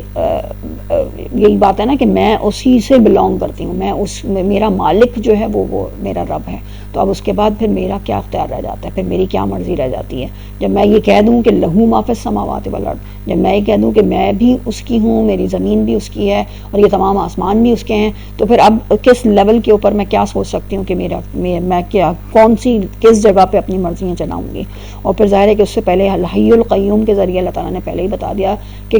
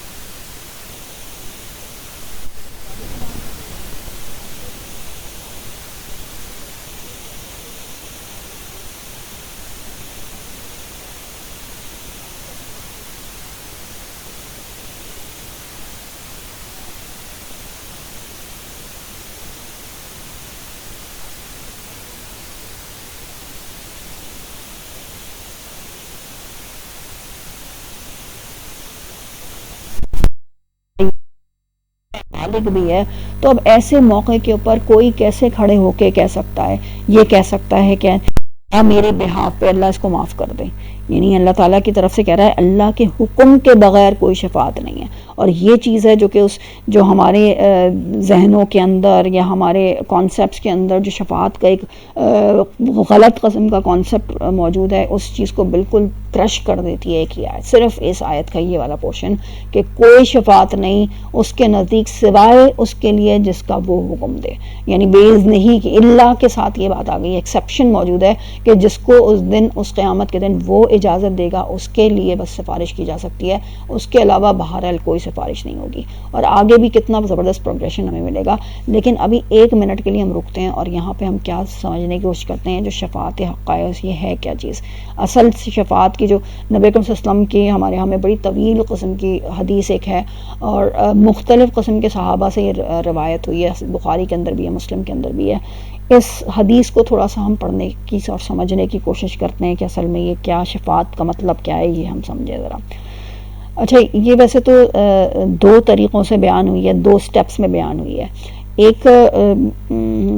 کہا جاتا ہے سعید ابو خدری رضی اللہ تعالیٰ عنہ یا ابو ہریرہ سے، ابو ہریرہ نے بھی بیان کیا ہے، سعید ابو خدری نے بھی بیان کیا، اور بھی بہت سے صحابہ نے ایسی، کیونکہ ظاہر نبی صلی اللہ علیہ وسلم جب کوئی بات سنا رہے ہوتے تھے، بہت سے صحابہ سن رہے ہوتے تھے، تو حدیثوں کی کتابوں کے اندر جو جمع کیا گیا ہے تو مختلف لوگوں نے اس بات کو سنا، تو مختلف لوگوں نے روایت کیا اسے. تو اسی لیے ہمیں ملتا ہے ایک ہی مضمون کی باتیں تھوڑے ڈفرینٹ الفاظ کے ساتھ ہمیں حدیثوں کی کتابیں ملتی ہیں. تو اصل میں فلاں نے سنا تو اس نے پھر اس کے بعد اس بات کو جیسے نقل کیا، تھوڑی سی الفاظ سے آگے پیچھے ہو کے ہمیں وہ چیز مل جائے گی. تو یعنی یہ حدیثوں کے جمع کرنے کا جو ہے نا یہ طریقہ کار تھا، تو اس لیے ہمیں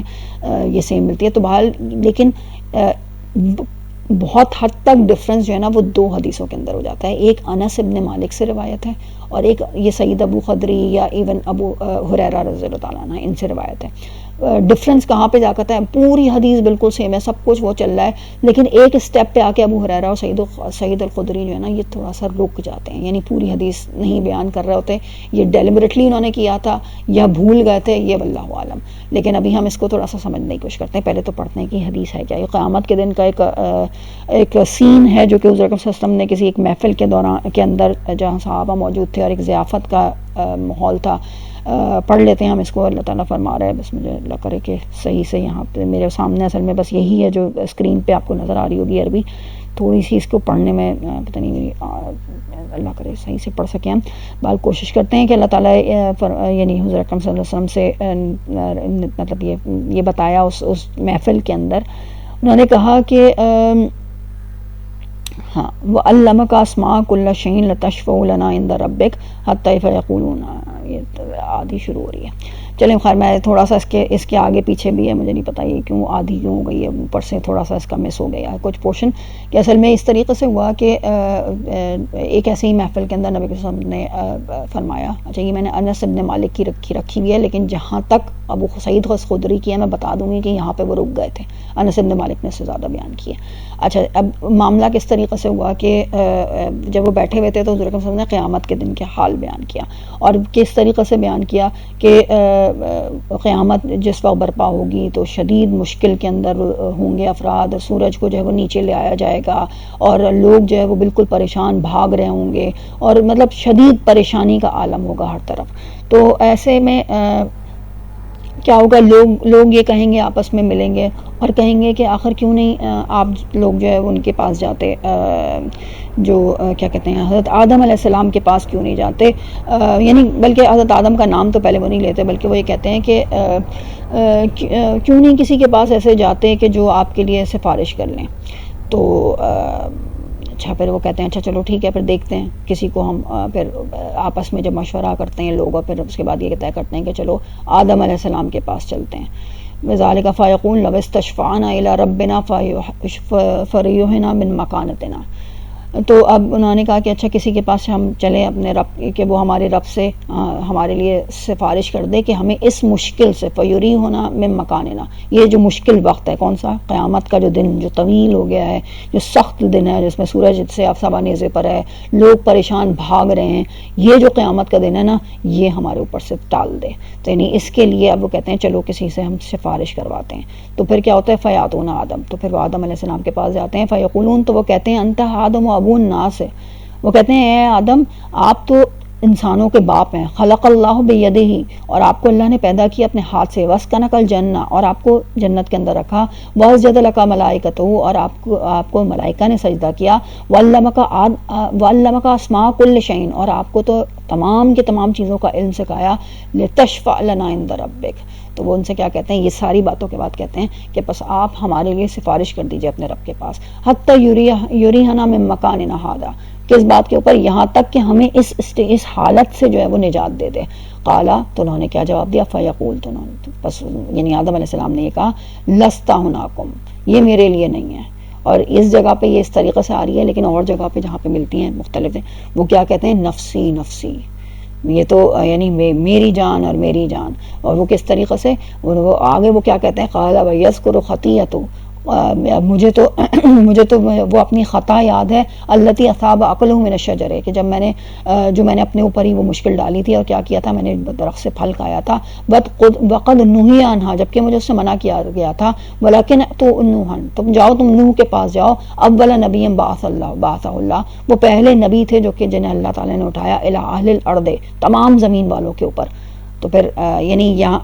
دوسری جگہوں پہ کیا ہوتا ہے کہ ہر نبی جہاں پہ بھی وہ جاتے ہیں نا وہ سب کہہ دیتے ہیں نفسی نفسی، اور نفسی نفسی کا مطلب میری جان میری جان، یا یہ کہہ دو کہ بس مجھے تو اپنی فکر ہے، جاؤ تم اپنی بات خود ہی کرو، میں تمہارے لیے کچھ نہیں کر سکتا. لٹرلی یہ جملہ جو ہے وہ ہر نبی جس کے پاس وہ جاتے ہیں وہ کہتے جائیں گے. تو اب یہاں پہ اس جو حدیث میں نے کیونکہ انس بن مالک کی لی ہے تو اس کے اندر یہ الفاظ نہیں ہیں، لیکن ابو سعید الخدری میں جو ہے نا وہ کیونکہ بہت لمبی ہو جاتی ہے تو اس لیے میں نے ایک کے اوپر ہی اس وقت خالی فکس کیا ہے. تو یہ ہے کہ اب آگے اللہ تعالیٰ حضور اکرم صلی اللہ علیہ وسلم کیا فرماتے ہیں کہ پھر فیاتون نوحا، پھر وہ سب جو ہے وہ نوح کے پاس پہنچے. فیقول، تو ان سے کہا کہ لست ہناکم ویذکر خطیئۃ التی اصابت، نہیں، تو انہوں نے جواب دیا یہ نوح علیہ السلام، یعنی جب وہ نوح علیہ السلام کے پاس بھی جا کے انہوں نے بالکل ایسی ہی باتیں کی تھیں. یعنی دوسری حدیثوں میں دوسری روایت میں ہمیں ملتا ہے ایگزیکٹلی یہی الفاظ جو کہ انہوں نے حضرت اب نوح علیہ السلام سے وہ یہ کہتے ہیں کہ آپ کو تو نبی بنایا ہے اللہ نے بعض تمام زمین والوں کے اوپر، تو اب آپ جو ہے وہ ہمارے لیے سفارش کر لیجیے. تو اس کے بعد نوح علیہ السلام کا جواب سنیں، لست ہناکم، یہ میرے لیے نہیں ہے،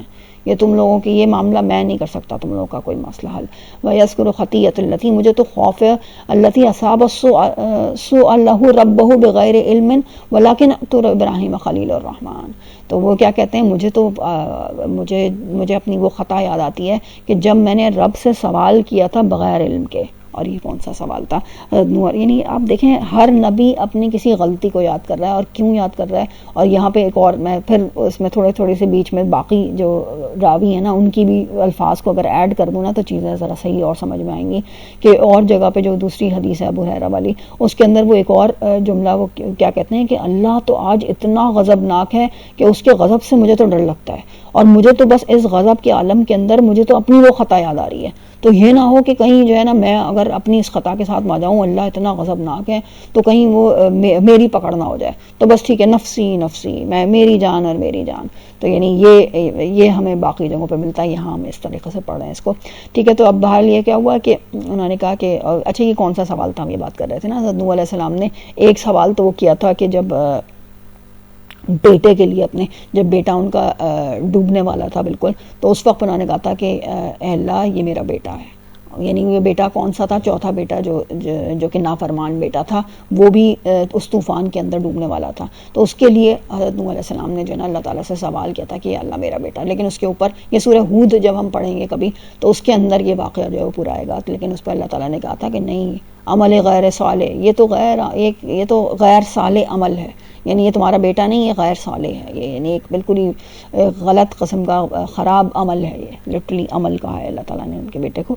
تو اس کے بعد پھر انہوں نے جو ہے وہ اللہ کی پناہ مانگی تھی کہ میں نکون من الجاہلین، کہ میں جاہلوں میں سے نہ ہو جاؤں. تو یعنی یہ ایک نوح علیہ السلام اس وقت اپنی اس والی سوال کو، اس دعا کو یاد کر رہے تھے. اور پھر کیا کہا انہوں نے کہ جاؤ ابراہیم کے پاس، اور وہ تو خلیل اللہ ہیں. تو پھر اس کے بعد کیا ہوا، خلیل الرحمن، وہ رحمان کے خلیل ہیں، قالا تو انہوں نے کہا فیاتون ابراہیم، پھر وہ سب کے سب ابراہیم کے پاس آئے. اب ابراہیم علیہ السلام کا بھی جواب یہاں پہ خلیل انہوں نے نقل کیا، اور انہوں نے کیا جواب دیا، انی لست ہناکم ویذکر ثلاث کلمات. انہوں نے کہا کہ نہیں بھائی یہ میرے اوپر نہیں ہے، مجھے تو یاد آتے ہیں وہ 3 واقعات، 3 دفعہ مجھے اپنی باتیں یاد آتی ہیں، کذبہن، جب میں نے جھوٹ بولا تھا، ولیکن، تو اب یہ حضرت ابراہیم علیہ السلام نے جھوٹ کی بولا تھا. ہم پورے قرآن کو جب پڑھتے ہیں نا ہمیں خود ہی سمجھ میں آ جاتا ہے کہ حضرت ابراہیم نے 3 مواقع ایسے تھے جہاں پہ توریہ استعمال کیا تھا، اور ایک کون سا تھا، جب انہوں نے کہا تھا ہذا ربی ہذا اکبر، ایک یہ میرا، یہ سورج ہے یہ میرا رب ہے، یہ ستارہ ہے یہ میرا رب ہے، یہ چاند ہے یہ میرا رب ہے، مطلب لیکن اس کے بعد کیا کہا، یہ ڈوبنے والوں کو میں تو خدا نہیں مانتا. تو یعنی یہ توریہ اس کو اصل میں کہتے ہیں کہ حضرت ابراہیم ایکچولی اپنے قوم کے سامنے، اپنے قوم کو بتانے کے لیے جو ہے نا ایک وہ انداز ایک استعمال کیا تھا، لیکن بہرحال ان کو وہ یاد آ رہا تھا کہ یہ 3 میں نے تھے جو کہ جھوٹ بولے تھے، اب مجھے اس کا فکر ہے، اللہ تعالیٰ مجھے کس طرح، اللہ اتنا غضبناک ہے، تو یہ نہ ہو کہ میری یہ والے جو غلطیاں ہیں وہ سامنے آ جائیں، تو اس لیے نفسی نفسی وہ کہہ دیتے ہیں. اب اس کے بعد پھر کیا ہوتا ہے، وہ کہتے ہیں کہ ٹھیک ہے، تو موسیٰ عبدن،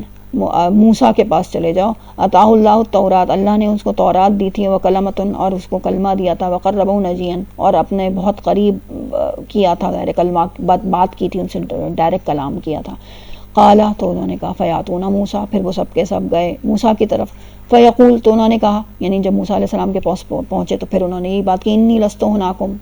تو انہوں نے موسیٰ علیہ السلام نے بھی یہی جواب دیا، نہیں بھائی یہ میرے اوپر نہیں ہے. وَيَذْكُرُ، اب وہ بھی اپنی خطا یاد کر رہے ہیں، وہ کون سی خطا یاد کر رہے ہیں، یذکر خطیۃ التی اصاب قتلہ النفس، کہ میں نے تو ایک یعنی مجھے تو کس کا خوف ہے، میں نے ایک نفس، ایک جان کو قتل کر دیا تھا. ولیکن، تو عیسیٰ جاؤ تم اب عیسیٰ عبداللہ و رسولہ کے پاس جاؤ، یعنی عیسیٰ جو اللہ کا بندہ، اس کا رسول اور روح اللہ تھا اور اللہ کا کلمہ تھا، تو ان کے پاس جاؤ، ان سے جا کے جو ہے وہ مانگو، میں تو جو ہے وہ مجھے تو اپنی بس غلطیاں یاد آ رہی ہیں. تو یعنی وہ لٹرلی انہوں نے بھی کیا کہہ دیا، میں نفسی نفسی، میری جان میری جان، جاؤ بھائی مجھ سے اس وقت کوئی سوال نہ کرو، میں کسی کی کوئی مدد نہیں کر سکتا. پھر اس کے بعد کیا ہوتا ہے، وہ فیاتون عیسیٰ، پھر وہ عیسیٰ کے پاس پہنچے. فیقول لست ہناکم، تو انہوں نے بھی سیم جواب دیا، نہیں بھائی میرے پاس نہیں ہے، یہ میں نہیں کر سکتا. ولیکن تم محمد صلی اللہ علیہ وسلم، آخر تم لوگ کیوں نہیں جاتے محمد صلی اللہ علیہ وسلم کے پاس، عبداً غفر اللہ له ما تقدم من ذنبہ وما تاخر، وہ اللہ کے بندے ہیں جن کا اللہ نے معاف کر دیے جو کچھ ان کے آگے گناہ تھے اور جو کچھ ان کے پیچھے تھے. فیاتونی، تو پھر وہ میرے پاس آئیں گے. فاستاذن علی ربی فی دارہ، تو پھر حضرت نبی اکرم صلی اللہ علیہ وسلم کیا جواب دیں گے، میں ان سے کہوں گا کہ ہاں میرے رب نے مجھے اس کا اذن دیا ہے، فی دارہ، اپنے پاس، اپنے شان کے اندر، اپنے دار کے اندر میرے رب نے مجھے اس کی اجازت دی ہے، لٹرلی اذن دیا ہے، اس کی اجازت دی ہے. تو پھر اس کے بعد کیا، فیؤذن لی علیہ، تو پھر میں پکاروں گا علیہ اس کے اوپر. فَإِذَا رَأَيْتُ وَقَعْتُ سَاجِدًا، پھر جب اس کو دیکھوں گا، یعنی یہ اب نبی صلی اللہ علیہ وسلم اپنی بتا رہے ہیں کہ میں جب وہاں پہ پہنچوں گا، یعنی یہ اب نبی صلی اللہ علیہ وسلم کیا کہہ کے جا رہے ہیں، ہاں مجھے میرے رب نے اس کی اجازت دی ہے. باقی سب نے کیا کہا تھا، نفسی نفسی، لیکن اب نبی صلی اللہ علیہ وسلم کے پاس جب آتے ہیں کہ شفاعت ہمارے لیے، ہماری شفاعت کیجئے، ہمارے لیے جائیے فتشفع، یعنی بات شروع ہی کہاں سے ہوئی تھی کہ ہماری سفارش کیجئے. اور کس بات کی سفارش ہونی ہے کہ یہ جو شروع یاد کر لیں بالکل جو حدیث کی تھی، اس میں ہی بات بالکل کلیئر انہوں نے کیا کہی تھی کہ یہ جو قیامت کا دن ہے یہ بڑا طویل ہو گیا، اس کو ختم کروا دیں، یہ ہم سے اب برداشت نہیں ہو رہا ہے. تو یعنی اس پہ نبی صلی اللہ علیہ وسلم کیا جواب دیتے ہیں، ہاں مجھے اس کی اجازت ہے، میں جاؤں گا. اور اس کے بعد جب وہ جاتے ہیں تو پھر جا کے کیا کہتے ہیں، واقعت ساجدن، تو پھر میں سجدے میں گر جاؤں گا. فیدنی ماشاء اللہ یدنی، اور پھر میں ایسے دعا مانگوں گا جیسا اللہ نے چاہا. اور پھر اچھا یہاں پہ بھی اس میں نہیں ہے، اتنی پیاری وہ ابو ہریرہ کی حدیث کے اندر الفاظ ہیں کہ پھر میں ایسی حمد کروں گا اللہ کی جیسی حمد مجھے آج نہیں سکھائی گئی، اور مجھے اللہ تعالیٰ ایسی حمد کی توفیق دے گا جیسے میں نے کبھی زندگی میں کبھی بھی نہیں کی ہوگی. تو یعنی اسی لیے ایک اور بھی ہم سمجھ لیں کہ یہ جو جس جگہ پہ نبی صلی اللہ علیہ وسلم جائیں گے اور سجدے میں گر جائیں گے، عرش کے قریب بالکل ہوگا. اور یہ وہ ہوگا جس کے لیے ہم نماز کے بعد ایک دعا کرتے ہیں نا کہ نبی صلی اللہ علیہ وسلم کی شفاعت اور مقام محمود عطا کر دیں. تو یہ مقام محمود وہ جگہ، وہ مقام جہاں پہ اللہ کی حمد کی جاتی ہے. تو ان سب کو کنیکٹ کر لیں. یہ 2-3 اصل میں حدیثوں کے میں آتی ہیں چیزیں، ان سب کو اگر کنیکٹ کریں نا تو یہ ایک سین ہمارے سامنے پورا کریٹ ہو کے آتا ہے کہ کس طریقے سے نبی صلی اللہ علیہ وسلم کو اس وقت پہ اجازت دی جائے گی. اور تمام کے تمام لوگ جب آئیں گے تو نبی صلی اللہ علیہ وسلم اٹھ کے جائیں گے کہ ہاں مجھے اس کی اجازت ہے، میں اللہ کے آگے جو ہے وہ سفارش کروں گا. اور اس وقت پہ وہ کس جگہ پہ ایلیویٹ کیے جائیں گے، اٹھائے جائیں گے مقام محمود کے اوپر. اور مقام محمود بالکل عرش کے نیچے کی جگہ ہوگی. اور جب وہ اللہ کو دیکھیں گے، یہ بات یہی لکھی ہے نا، رائیتہو، رائیت یعنی میں جب اس کو دیکھوں گا تو پھر اس وقات ساجدن، سجدے میں گر جاؤں گا. تو اس مقام محمود پہ نبی کریم سجدہ کریں گے. اللہ کی حمد، محمود کا مطلب ہی ہے کہ جس مطلب وہ جگہ جہاں پہ حمد کی جاتی ہے. تو ایسی حمد کریں گے جیسی کبھی نہیں کی تھی اور جیسی کبھی نہیں سیکھی تھی. تو اللہ تعالیٰ ان کو ایسی حمد سکھائیں گے. تو اور اس کے بعد پھر کیا ہوگا کہ اب جب وہ سجدے میں گرے رہیں گے سر، تو اللہ تعالیٰ کیا فرمائے گا، ارفع محمد، اٹھو محمد، اوپر اٹھو. قل یعنی سر اٹھاؤ اپنا. وقل، اور کہے گا یسمع، تمہیں سن لیا گیا. جو بھی تم گڑگڑا رہے ہو، جو پلی کر رہے ہو، جو گڑگڑا کے مانگ رہے ہو، تمہاری بات مان لی گئی، تمہاری دعا سن لی گئی. اشفا تشفا، تو شفا، شفاعت کرو جس کی تمہیں شفاعت کرنی ہے. وصل تو عطا، اور تمہاری سنی جائے گی. جو کچھ تم کہو گے، جس کے لیے تم کہو گے شفاعت کرنے کے لیے، تمہاری سنی جائے گی. تو پھر وہ کیا کہیں گے، قالا فرفع، انہوں نے بتایا کہ پھر میں سر اٹھاؤں گا، راسی، فرفع راسی، پھر میں اپنا سر اٹھاؤں گا. فاثنی علی ربی بثنا و تحمید یعلمنی ثم اشفع فیحد لی حدا. اور پھر اس کے بعد اللہ سے یہی اللہ کی ایسی تحمید کروں گا یعنی اللہ کی ایسی حمد کروں گا جیسی اس نے مجھے ابھی آج نہیں سکھائی ہوئی. اور اللہ کے لیے خوب مطلب اللہ کی ایسی ثنا کروں گا. اور پھر اس کے بعد میں شفاعت کروں گا، اللہ سے مانگوں گا، اللہ سے جو ہے وہ یعنی. اور یہ سب کس کے ذریعے سے ہوگا، اللہ جب اذن دے گا تو پھر اب شفاعت کر رہے ہیں، اب سفارش کریں گے. تو اللہ تعالیٰ پھر اس کے بعد کیا کہے گا ان سے، کہے گے فخرج فادخلهم الجنۃ، تو پھر نکالو ان کو، یعنی فخرج. اب یہاں پہ تھوڑا سا 1 منٹ کے لیے رکتی ہوں. میں جس جگہ سے یہاں پہ پڑھ رہی ہوں میں دوسری جگہ کھولتی ہوں. 1 منٹ، یہ تھوڑا سا ڈفرینٹ آ جاتا ہے. ٹھیک ہے، مانگو جو کچھ تم مانگنا چاہتے ہو. تو پھر اس کے بعد وہ مانگیں گے فاستأذن ربی لفی دارہ، پھر میں اس کے حکم سے ثم ادعو ثالث فخرج من النار وادخل الجنہ. نہیں، یہ بھی نہیں آیا. تھوڑی سی مجھ سے ادھر ادھر ہو گئی ہیں چیزیں. اصل میں 2-3 حدیثیں تھیں وہ کھول کے رکھی ہوئی تھیں، اب دونوں میں سے اب میں ویسے ہی اپنی یادداشت کی بنا کے اوپر بتا دیتی ہوں. لیکن یہ بالکل جتنی بھی حدیثوں کا میں اس وقت ریفرنس دے رہی ہوں یہ سب بخاری کے اندر موجود ہیں. آپ چاہیں تو اس کو سرچ کر لیں. اور بالکل اسی طریقے سے جیسے میں نے کچھ تو خیر ابھی اتنا پورشن تو میں نے بالکل عربی سے پڑھ کے، یہ تو میں بخاری سے ہی ایکچولی پڑھ کے سنا رہی تھی. لیکن اس وقت جو میرے سامنے تھی اصل میں دوسری پہلے اسٹیپ کے اوپر میں ابو ہریرہ والی حدیث پڑھنا چاہ رہی تھی، وہ مجھ سے تھوڑی سی مس ہو گئی ہے. اس کا نمبر 4712 ہے شاید بخاری کے اندر. تو ریفرنس کے لیے جو ہے وہ صرف آپ لوگ دیکھ سکتے ہیں. تو بات یہ کہ اب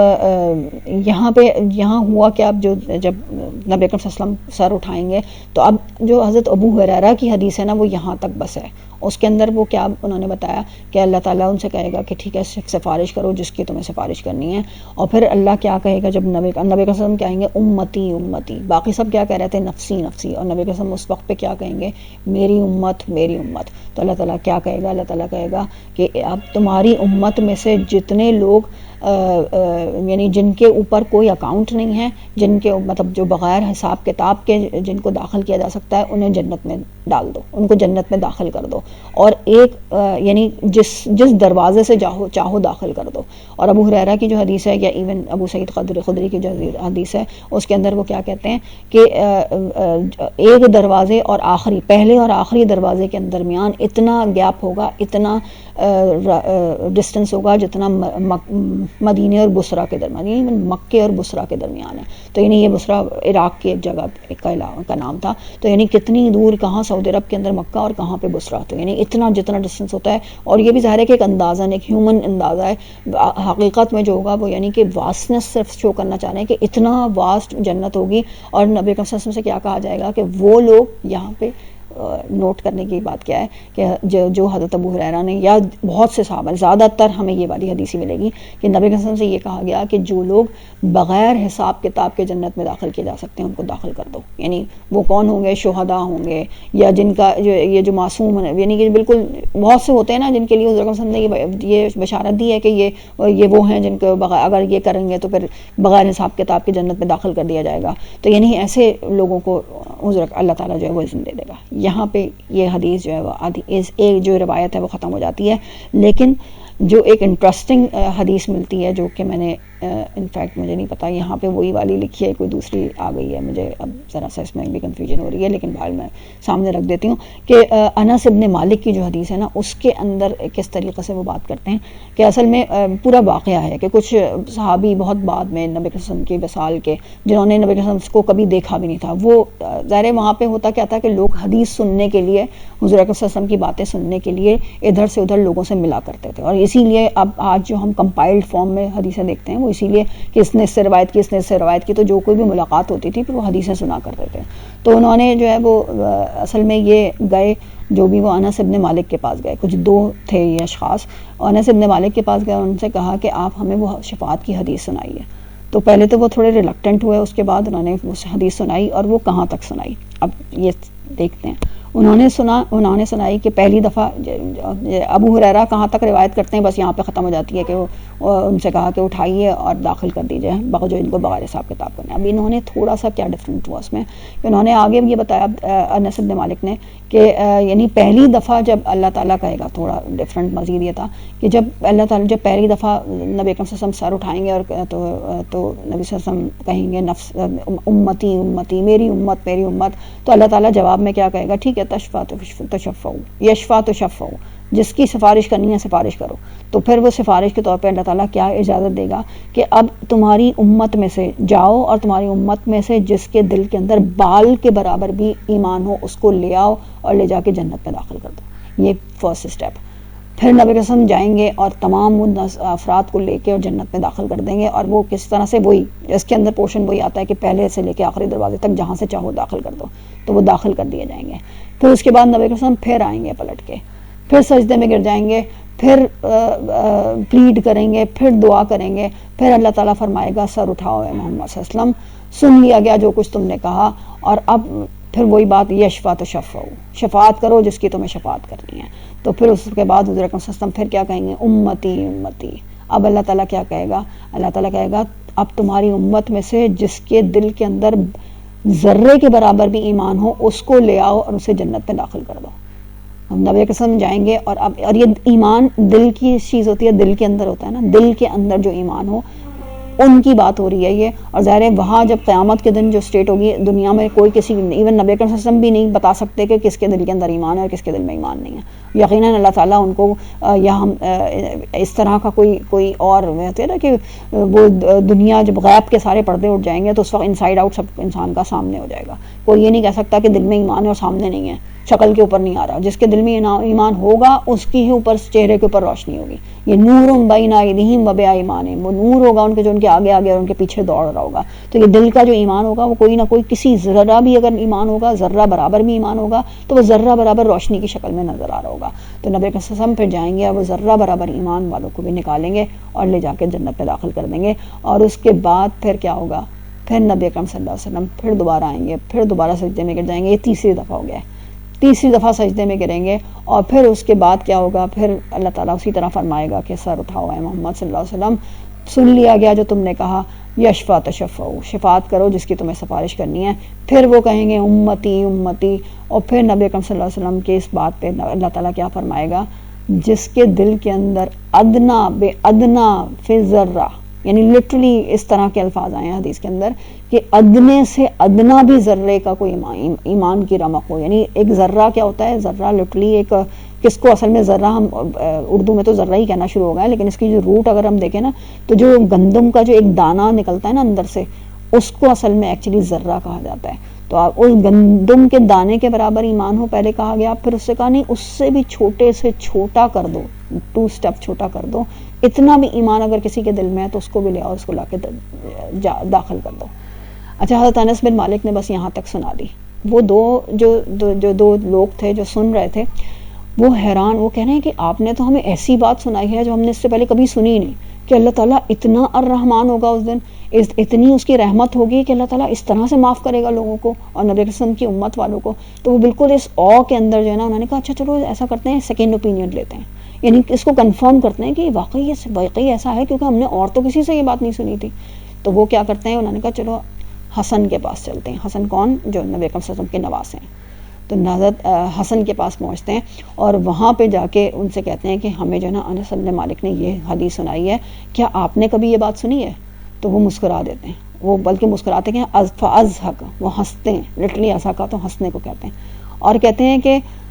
انس ابن مالک نے جتنی تمہیں حدیث سنائی مجھے اس سے زیادہ اس کے آگے بھی کچھ پتہ ہے، اور وہ میں نے خود اپنے کان سے ابو سعید خدری سے سنی تھی۔ اچھا، ابو سعید خدری کی اب جو ہمیں حدیثیں ملتی ہیں وہ اس میں کہیں پہ بھی یہ پوری تفصیل نہیں ملتی جس کے اندر انہوں نے اتنی ڈیٹیل 3 دفعہ سر اٹھانے کی بات کی ہو، لیکن حضرت حسن کیا کہتے ہیں میں نے سنی تھی ان سے، اور وہ کیا تھی کہ تیسری دفعہ بھی جب اللہ تعالیٰ کہہ دے گا اور وہ ادنے سے ادنا ذرے والے کو بھی نکال لاؤ، اب نبی کے وسلم پھر واپس آئیں گے، پھر جو ہے وہ سجدے میں گر جائیں گے، اور پھر اس کے بعد اللہ تعالیٰ کہے گا سر اٹھاؤ، اللہ تعالیٰ پھر کہے گا تمہیں سن لیا گیا، شفاعت کرو جس کی شفاعت کرنی ہے، تو اب اللہ تعالیٰ وہ پھر وہی اسی طرح کہیں گے امتی امتی، اور پھر اللہ تعالیٰ کیا کہے گا؟ اب اللہ کہے گا ایمان کی بات نہیں کرے گا، اب اللہ تعالیٰ کہے گا کہ جس کسی نے تمہاری امت میں سے کلمہ ادا کیا ہو، جس نے کلمہ پڑھا ہو،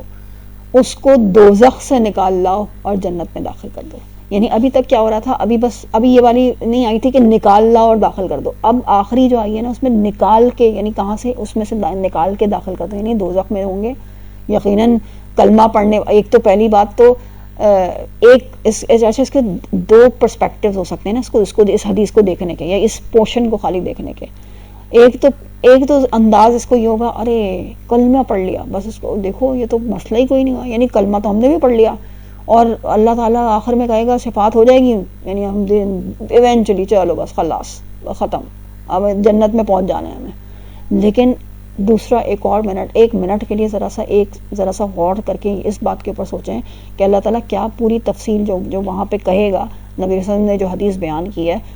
تو اس کے اندر نبی صلی اللہ علیہ وسلم نے کیا بتایا کہ اللہ تعالیٰ کہے گا وہاں سے نکال کے یہاں داخل کر دو، یعنی دوزخ کے اندر ہوں گے اور پھر اس کے بعد داخل کیا جائے گا۔ تو دوزخ کے اندر جانا اور اس کی سزا بھگتنا ایک لمحے کے لیے بھی ممکن نہیں ہے۔ ایک لمحے کیا، اللہ تعالیٰ نے کہا ہے کہ وہ مستقر و مقامہ، یعنی وہ بدترین ایک لمحے کو ٹھہرنے کی جگہ ہے، اور ٹھہرنے یعنی مسلسل ٹھہرنے کے لیے بھی بدترین جگہ ہے، تو یعنی وہ تو مستقر بھی بہت برا ہے اور مقام بھی بہت برا ہے۔ تو یعنی یہ کیسے کوئی سوچ سکتا ہے کہ تھوڑی دیر کے لیے تو رہیں گے پھر اس کے بعد تو باہر چلی جنت میں آئیں گے۔ ایک اور حدیث کے اندر نبی صلی اللہ علیہ وسلم نے کیا بتایا کہ یہ یعنی جو آخری دوزخی ہوگا، اچھا اس میں ایک چیز میں نے تھوڑی سی مس کی، اور وہ کیا تھی کہ سوائے جو نبی صلی اللہ علیہ وسلم جائیں گے اور جنہوں نے کلمہ پڑھا ہوگا ان کو نکال لائیں گے، سوائے ان کے جن کے لیے اللہ تعالیٰ نے دوزخ کا ہمیشگی فیصلہ کر لیا ہوگا۔ تو یہاں پہ بھی اللہ شامل ہے، یہاں اللہ تعالیٰ کی اذن ان لوگوں کے لیے نہیں ہوگا، اللہ کی اجازت ان کے لیے نہیں ہوگی جن کے لیے ہمیشہ کی دوزخ کا جو ہے وہ ہو چکی ہے۔ یعنی ظاہر ہے دوزخ بھی کچھ لوگوں کے لیے ہمیشگی کی سزا ہوگی، جنت کے لیے تو ہم پڑھتے ہیں نا فیہا خالدین، اس میں وہ ہمیشہ رہیں گے۔ دوزخ کے لیے بہت سی جگہوں پہ فیہا خالدین بھی آیا ہے، لیکن بہت سی جگہوں پہ اس کے بغیر آیا ہے۔ تو یعنی اس سے ہی مفسرین نے اخذ کیا ہے کہ دوزخ میں بہت سے لوگ جو ہے وہ کچھ عرصے رہیں گے پھر نکال لیے جائیں گے، اور بہت سے لوگ ایسے ہوں گے جو اس میں ہمیشہ رہیں گے۔ تو ڈپینڈ کرتا ہے وہ یا کس قسم کے جرائم کیے ہوں گے دنیا کے اندر۔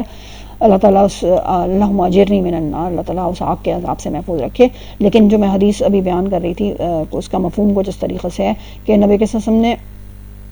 یہ بتایا کہ جو آخری شخص جو جنت سے نکلنے والا ہوگا وہ ایسی یعنی بالکل جیسے ہوتا نا کہ کوئلے کی مانند بالکل ہو چکا ہوگا، تو اللہ تعالیٰ اس کو پھر کسی پانی کے اندر کسی قسم کا ایک چشمہ ہوگا اس کے اندر ڈالے گا، پھر وہ بالکل دیکھتا نا اس کی اسکن اور اس کی ہر چیز ری گرو کرے گی، پھر اس کے بعد اسے جنت میں داخل کیا جائے گا۔ تو یعنی ہم ایک منٹ کے لیے سوچیں، کیا ہم کس طرح سے ایک لمحے کے لیے بھی سوچ سکتے ہیں کہ جنت کے اندر یعنی دوزخ کے اندر جو ہے اللہ نہ کرے ہم میں سے کوئی اس میں داخل، کیا دیکھنا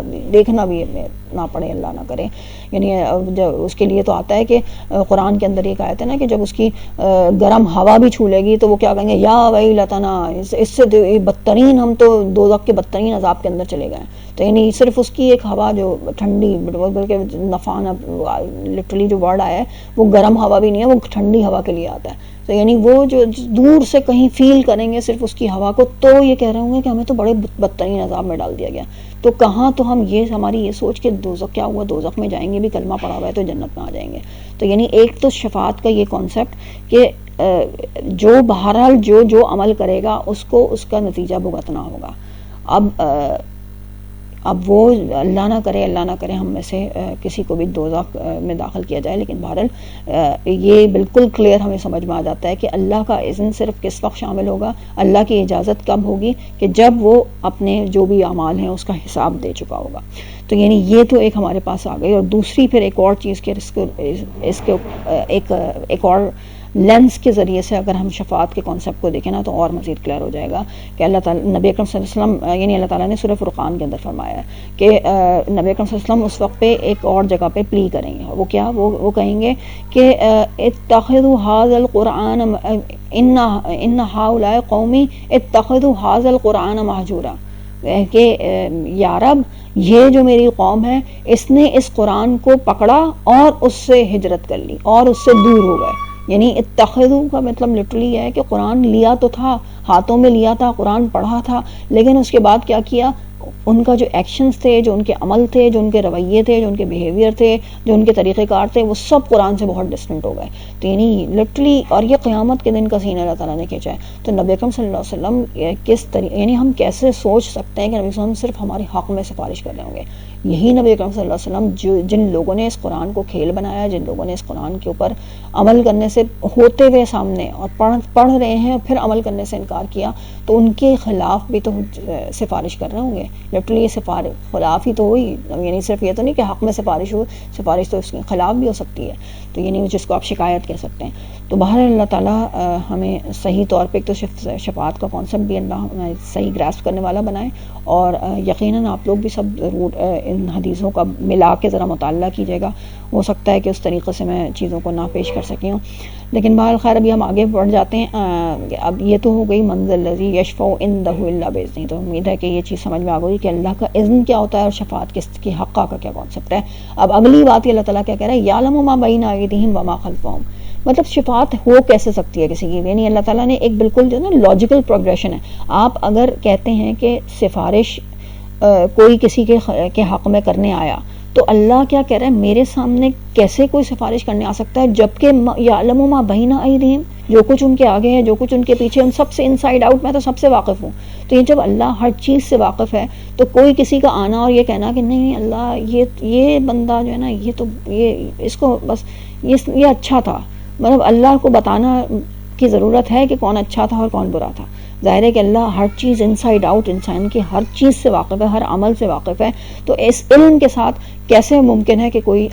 کسی بھی قسم کی سفارش جو ہے وہ کی جا سکے؟ لیکن صرف اسی لیے اللہ تعالیٰ نے الا باذنہ ہی، کچھ کے لیے اللہ تعالیٰ نے وہ اذن کی جو ہے وہ قید لگا دیا، ولا یحیطون بشیء یحیطون بشیء من علمہ، اور اس کے علم کا کوئی چیز احاطہ ہی نہیں کر سکتی، یعنی اس کا علم تو یہ ہے، یعنی یہ تو ایک صرف ما بین ایدیہم وما خلفہم کی صرف بات کی ہے، اس کا تو علم ایسا ہے کہ جو کوئی یعنی ہماری عقل تو لٹرلی اس کے بارے میں سوچ ہی نہیں سکتی۔ ہم بات کرتے ہیں نالج کی، سائنس کی نالج اور یونیورس کے بارے میں ہم ایکسپلور کر رہے ہیں اور ہم یہ جان رہے ہیں، پتہ چلتا ہے یونیورس کی باتیں ہو رہی ہیں، تو ایسے بات کی جاتی ہے کہ جیسے کوئی خدا ہو لٹرلی، تو مطلب یہ سیارہ اور یہ ستارہ اور اتنی دور اور یہ کہکشاں اور یہ والی تصویر مل گئی اور یہ والی ٹیلیسکوپ اب بنائی گئی ہے، وہ جیمز ویب بن گئی اور اس نے یہ تصویریں بھیجی ہیں اور خلا سے تصویریں آ رہی ہیں، اور مطلب کیا کیا اتنی یعنی جب ہم یہ باتیں سن رہے ہوتے ہیں، یہ ساری نالج ہی تو ہے، اور اس نالج یعنی ایک اس یونیورس کی نالج جو کہ انتہائی لمیٹڈ ہے اللہ کی اس تخلیقات کے اگینسٹ میں، یعنی اللہ تو جب بات کرتا ہے تو السماوات کی بات کرتا ہے، یہ تو ہم ایک آسمان کو بھی نہیں سمجھ پا رہے، ایک آسمان کے لیے کی گرینڈنس ہمارے لیے او بنی ہوئی ہے، ہم کہتے ہیں اچھا یونیورس تو ایور ایکسپینڈنگ ہے،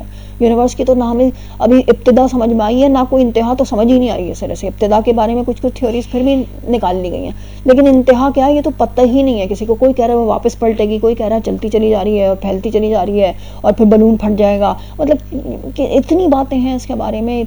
جتنا علم ہے اتنی باتیں اس کے بارے میں کر رہے ہیں، اور یہ صرف کیا ہے، یہ ایک آسمان ہے۔ تو اللہ تعالیٰ کیا کہہ رہا ہے، وَلَا يُحِيطُونَ بِشَيْءٍ مِّنْ عِلْمِهِ، کیسے کوئی چیز اس کے علم کا احاطہ کر سکتی ہے کہ اس کے پاس تو صرف ایک آسمان نہیں، اس کے تو 7 یونیورسز، آپ لٹرلی اگر آسمان کو لے لینا تو یہ آسمان دنیا اور یہ دنیا، یہ مل کے ایک یونیورس ہے، ہم جس کو یونیورس کہہ رہے ہوتے ہیں، سمجھ رہے ہوتے ہیں، اور ایسی ہی 7 یونیورسز ہیں، یعنی ایک یونیورس بھی نہیں ہے اللہ تعالیٰ کی، اور ہر یونیورس کے اندر اپنا ایک قانون ہے، جیسے یہاں پہ ہمارے پاس مادے کا قانون چلتا ہے نا، ہر یونیورس کے اندر اپنا ایک قانون اللہ تعالیٰ نے ودیت کیا ہوا ہے، اور اس قوانین کے مطابق ان سارے یونیورسز کے اوپر کام ہو رہا ہے، اور پھر ان سب یونیورسز سے اوپر اللہ تعالیٰ، اور اللہ کا عرش اور اس کی کرسی. تو یہاں پہ یہی اللہ تعالیٰ اگلی جو بات کرتا ہے لاجیکلی جو چیز چل رہی ہے وسع کرسی السماوات والارض، کہ تم تو اسی کے اندر ہو کہ یہ آسمان اور اس کا اینڈ نہیں اور اس کا وہ اور اس کا علم. تو اللہ تعالیٰ کا علم کو تم کیا سمجھو گے کہ تم تو ان آسمانوں اور زمین سے بھی اوپر ایک اس کی کرسی کی وسعت کو بھی سمجھنے والے نہیں. اور لٹرلی وسعت ہم یہ کہیں کہ یعنی آسمان اور زمین سب مل کے بھی اس کے اندر نہیں سما سکتے. یعنی اس کی جو وسعت ہے وہ اتنی ہے کہ اس سے بھی کہیں زیادہ وسیع ہے. یعنی آسمانوں اور زمین سے بھی کہیں زیادہ وسیع ہے. جو 7 آسمان ملا دیں اس سے بھی کہیں زیادہ وسیع جو ہے نا اس کی کرسی ہے. اور کرسی جب ہم بات کرتے ہیں تو فوری طور پہ کیا ذہن میں آتا ہے؟ کوئی بادشاہ، وزیر اعظم کی کرسی، اقتدار کی کرسی، ظاہر ہے یہی آ رہا ہوتا ہے نا. اور ابھی ہم بات ہی کیا کر رہے تھے، ابتدا کہاں سے ہوئی تھی کہ جہاں سے رب ہمارے بہت قریب تھا، دل کے قریب تھا، اور کہاں تک پہنچ گیا کہ وسع کرسی السماوات، آسمانوں اور زمین سے بھی اوپر اللہ کی جو حدیں ہیں جہاں پہ اس کی کرسی اور اس کا عرش موجود ہے، وہاں تک اللہ تعالیٰ اپنی گرینڈنس کو لے کے چلا گیا. تو یعنی کہاں کتنا قریب کیا پھر کتنا دور ہو گیا ہم سے. لیکن یہ دوری کے اندر بھی محبت ہے اصل میں. یہ اللہ تعالیٰ ہم سے جو کہہ رہا ہے نا کہ بیلنس کر رہا ہے ایکچولی. اصل اللہ تعالیٰ یہ نہیں کہہ رہا صرف کہ صرف دوری دور ہے اور بس اتنا دور ہے کہ تمہیں جو ہے اس کے درمیان میں کسی انٹرسیسر کی ضرورت ہو. ایکچولی جو انٹرسیشن، جو شفاعت کی ہم سمجھتے ہیں نا، جتنا جو دنیا کے اندر انٹرسیشن کا کانسیپٹ ہے وہ کس لیے اصل میں وجود میں آتا ہے؟ وہ اس لیے کہ اللہ تو اتنا بڑا ہے، اتنا گرینڈ ہے، اتنا اوپر ہے، تو اب اس کو تو ہم کیسے ڈائریکٹ پکار سکیں گے، یا اس کو ہم کیسے جواب دیں؟ ہونا اتنی بڑی ہستی کو تو جواب دینا بھی مشکل ہے. تو ہمارے ساتھ نہ ہمارا کوئی سپورٹ ہونی چاہیے. تو ایک کوئی نہ کوئی سپورٹ کے لیے کوئی جو ہے وہ کسی بندے کو سپورٹ بنا لیتا ہے، وہ جیسے حضرت عیسیٰ علیہ السلام ہے. کوئی فرشتوں کو سپورٹ بنا کے سامنے رکھ لیتا ہے. کوئی بت بنا لیتا ہے، کسی بڑے بڑے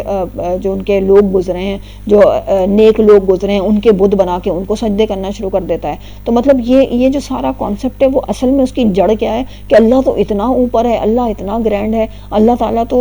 ہم اس سے ڈائریکٹ کیسے بات کریں نا، ہم اس سے ڈائریکٹ کیسے اس سے جوڑ سکتے ہیں. تو اللہ تعالیٰ نے ان ساری چیزوں کو دیکھیں اوپر پہلے جملے سے لے کر اور آخری جملے تک آتے آتے یہ پورا کانسیپٹ ہی کرش کر کے رکھ دیا ہے کہ کسی بھی انٹرسیسر کی، کسی بھی بیچ میں کسی ہستی کے آنے کی ضرورت نہیں. اللہ اور میرا اور میرا رب کا چاہے وہ کتنا ہی اوپر ہو جائے لیکن پھر بھی وہ الحی القیوم ہے. چاہے وہ کتنی ہی اس کی کرسی کی وسعت کتنی ہی بلند ہو جائے لیکن وہ میرا سسٹینر ہے، وہ میری ایک ضرورت سے واقف ہے، وہ ہر مخلوق جتنی بھی دنیا کے اندر موجود ہے ان سب کی ضروریات سے واقف ہے. تو یعنی یہ کس طرح اللہ تعالیٰ نے اس آتے کیسے ان دونوں چیزوں کو جو ہے وہ جوائن کر دیا ہے. اچھا، وسع کرسی السماوات والارض، اس میں بھی ایک بڑی انٹرسٹنگ سی مجھے ایک نریشن ملی تھی، وہ بس میں تھوڑا سا بس ایک رکھ لیتی ہوں کہ ابو ذر غفاری کی رضی اللہ عنہ کی حدیث ہے کہ وہ فرماتے ہیں کہ یہ جو پوری اللہ کی کرسی کے آگے جو پوری کی پوری کائنات ہے، وہ آسمان کی بات کر رہے ہیں. اصل میں یونیورس کا نام نہیں لیا انہوں نے، آسمانوں کا نام لیا، کیونکہ اس دور کے اندر کوئی سائنس تو تھی نہیں کہ اس کے اندر وہ کائنات اور یہ ساری چیزوں کی بات کرتے ہیں کہ یہ آسمان دنیا، اور وہ ان کے سامنے کیا تھا، السماوات کی بات آتی ہے نا. تو وہ جو 7 آسمان ہیں وہ 7 آسمان کو لے کے بات کرتے ہیں. تو اس لیے میں نے اس کو یونیورس ٹرانسلیٹ کیا کہ یہ جو 7 آسمان ہیں اللہ کی کرسی کے آگے ایسا ہے جیسے ایک بڑے سے صحرا کے اندر ایک انگوٹھی ہو. یعنی یہ مثال دے رہے ہیں وہ اللہ کی کرسی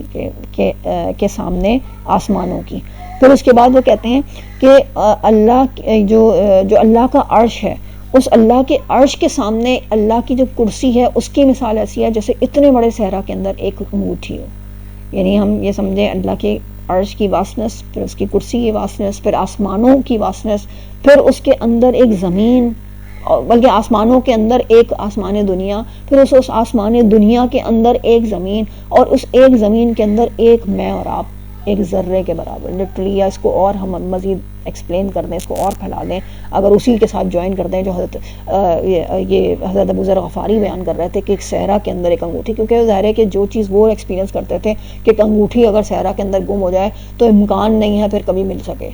امپاسبل چیز ہے کہ کہیں پہ اس کو تلاش کیا جا سکے، کیونکہ صحرا ریت ہی ریت ہے. اس ریت کے اندر ایک انگوٹھی کیسے تلاش کی جا سکتی ہے، یا اس کی کیا حیثیت ہے کسی ایک انگوٹھی کی. تو اب اسی کو اگر ہم اس حدیث کو اپنے اوپر مزید پھیلا کے دیکھ لیں، یہ حدیث کا پارٹ نہیں ہے، صرف کیا کہ اس سے ریلیٹ ہم کس طرح نہیں کر سکتے کہ جب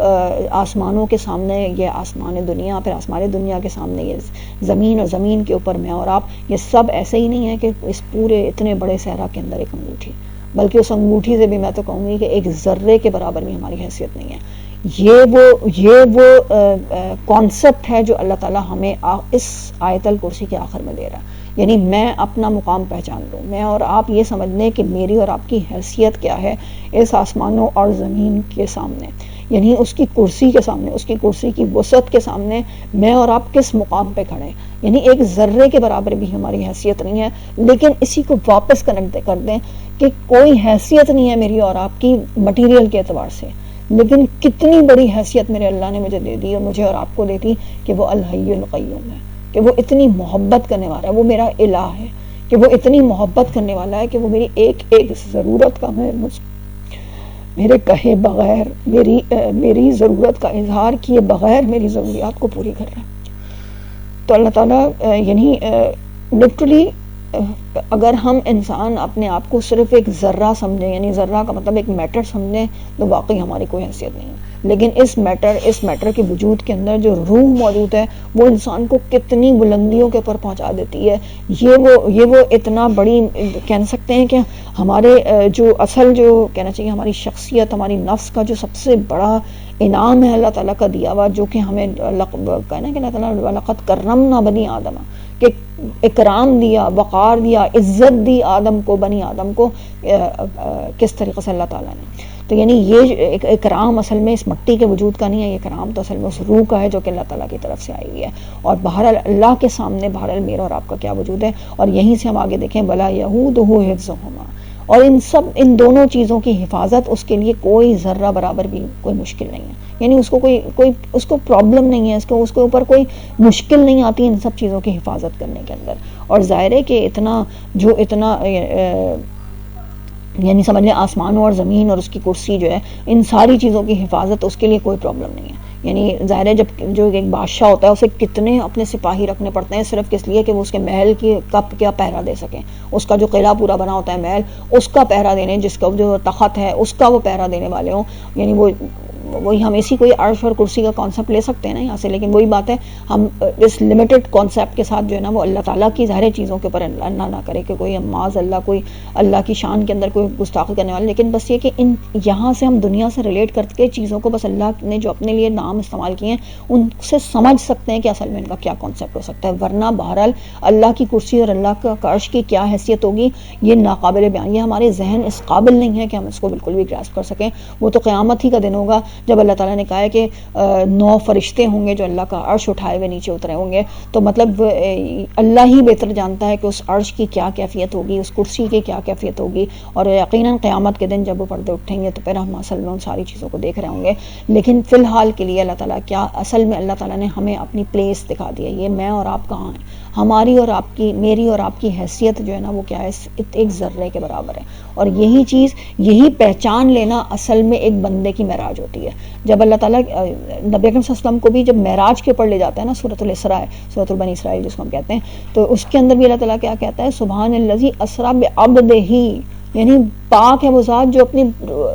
اپنے بندے کو لے گئی، اپنے بندے کو لے گئی. یعنی معراج بھی انسان کو کب ملتی ہے، جب وہ بندگی کو پہچان لیتا ہے، اپنی ذات کو پہچان لیتا ہے. اور اب جتنا میں اپنی ذات کو پہچانوں گی نا، جتنا میں اپنے آپ کو ہیومیلیٹ کروں گی، یعنی ہیومیلیٹ لٹرلی لوگوں کے سامنے ہیومیلیٹ نہیں کرنا، میں اپنی وقت پہچانوں نا، میں ہوں کیا آخر اس کائنات کے اندر، میری حیثیت کیا ہے، یہ سمجھ لینا میرے لیے کتنا اصل باعث بنے گا اللہ تعالیٰ کو پہچاننے کا. اللہ کو پہچاننا، اللہ کے ساتھ کنیکشن ہی اس وقت ہو سکتا ہے جب میں اپنے آپ کو صحیح جگہ پہ رکھوں گی. جب میں اپنے آپ کو ہی نہیں سمجھوں گی، اسی کو علامہ اقبال کی زبان کے اندر خودی کا لفظ کہا گیا نا، کہ خودی جو چیز ہے نا، یہ خودی، یہ اصل میں انسان کو اپنی وقت کو پہچان لینا ہے کہ اس کی وہ ہے کیا چیز. جب انسان اپنی ذات کو پہچان لیتا ہے نا، تو وہاں سے سفر کہاں کا شروع ہوتا ہے، رب کی طرف کا سفر شروع ہوتا ہے. تو یہی چیز اللہ تعالیٰ اس آیت الکرسی کے اینڈ کے اندر لے جا کے مجھے اور آپ کو ہماری وہ جگہ دکھا رہا ہے، وہ مقام دکھا رہا ہے کہ تم کس جگہ پہ کھڑے ہو. تم ہو کیا چیز اپنے رب اس کی کرسی، اس کی عرش اور اس کے آسمانوں اور اس کے زمین کے سامنے تم کیا چیز ہو. اور جب انسان یہ پہچانے گا تو پھر حقیقی طور پہ اللہ کی شان اور اس کے حی القیوم ہونا اور اس کی کرسی کی وسعت ہونا، یہ ساری چیزیں اس کی زندگی کے اندر وہ چیزیں پھر مینیفیسٹ ہونی شروع ہوں گی. اللہ تعالیٰ ہم سب کو جو ہے وہ اس کے اوپر عمل کرنے والا سمجھ کے ان صفات کے ساتھ زندہ رہنے والا، ان صفات کے ساتھ کنیکشن بنانے والا بنائے. اور آخری پھر 2 نام آ جاتے ہیں اللہ تعالیٰ کے، وَهُوَ الْعَلِيُّ الْعَظِيمُ. شروع ہوئے تھے 2 نام سے، حی القیوم، اور اب آخر اینڈ بھی ہو رہا ہے علی العظیم. بہت بلند اور بہت بڑا ہے. حی القیوم بہت قریب اور بہت یعنی میرے دل کے قریب ہے، بالکل میری ہر چیز کا خیال رکھنے والا ہے. اور اینڈ ہو رہا ہے علی کا مطلب ہے کہ بہت ہی اوپر، یعنی ظاہر ہے یعنی جتنا وہ میرے قریب ہے اتنا ہی وہ اوپر ہے. تو یہ دونوں چیزوں کو بالکل بیلنس رکھ کے جب ہم کانسیپٹ کو سمجھیں گے تو اصل میں اللہ تعالیٰ کی ذات اور اس کی صفات کو صحیح طور پہ سمجھ سکیں گے. صرف محبت کر دینا، صرف قریب ہو جانا اللہ تعالیٰ کی گرینڈنس کو اور میرے مقام کو اس طرح سے نہیں واضح کر سکے گا. اللہ مجھ سے کہہ رہا ہے اور آپ سے کہہ رہا ہے کہ الحی القیوم ہے، تو وہ کیوں ہے؟ اصل جو اس کی زندگی اور اصل جو اس کا جو قیوم جو ہے وہ نہ صرف وہ میرے مٹیریل وجود کے لیے بلکہ وہ روح ہے جو انسان کے لیے رکھی ہوئی ہے، جس کے لیے اللہ تعالیٰ نے سب چیزیں پرووائڈ کی ہوئی ہیں. بس اسی کے ساتھ بس ہم ختم کرتے ہیں. اللہ تعالیٰ ہمیں اس آیت اس کے وسیع خزانوں کے اندر سے کچھ جو ہم نے کوشش کی اللہ تعالیٰ اس کو سمجھنے والا بنائے اور اس پہ مزید غور اور مزید تدبر کرنے والے بنائے. صدق اللہ العظیم. سبحانک اللہم و بحمدک، نشہد ان لا الہ الا انت، نستغفرک و نتوب الیک.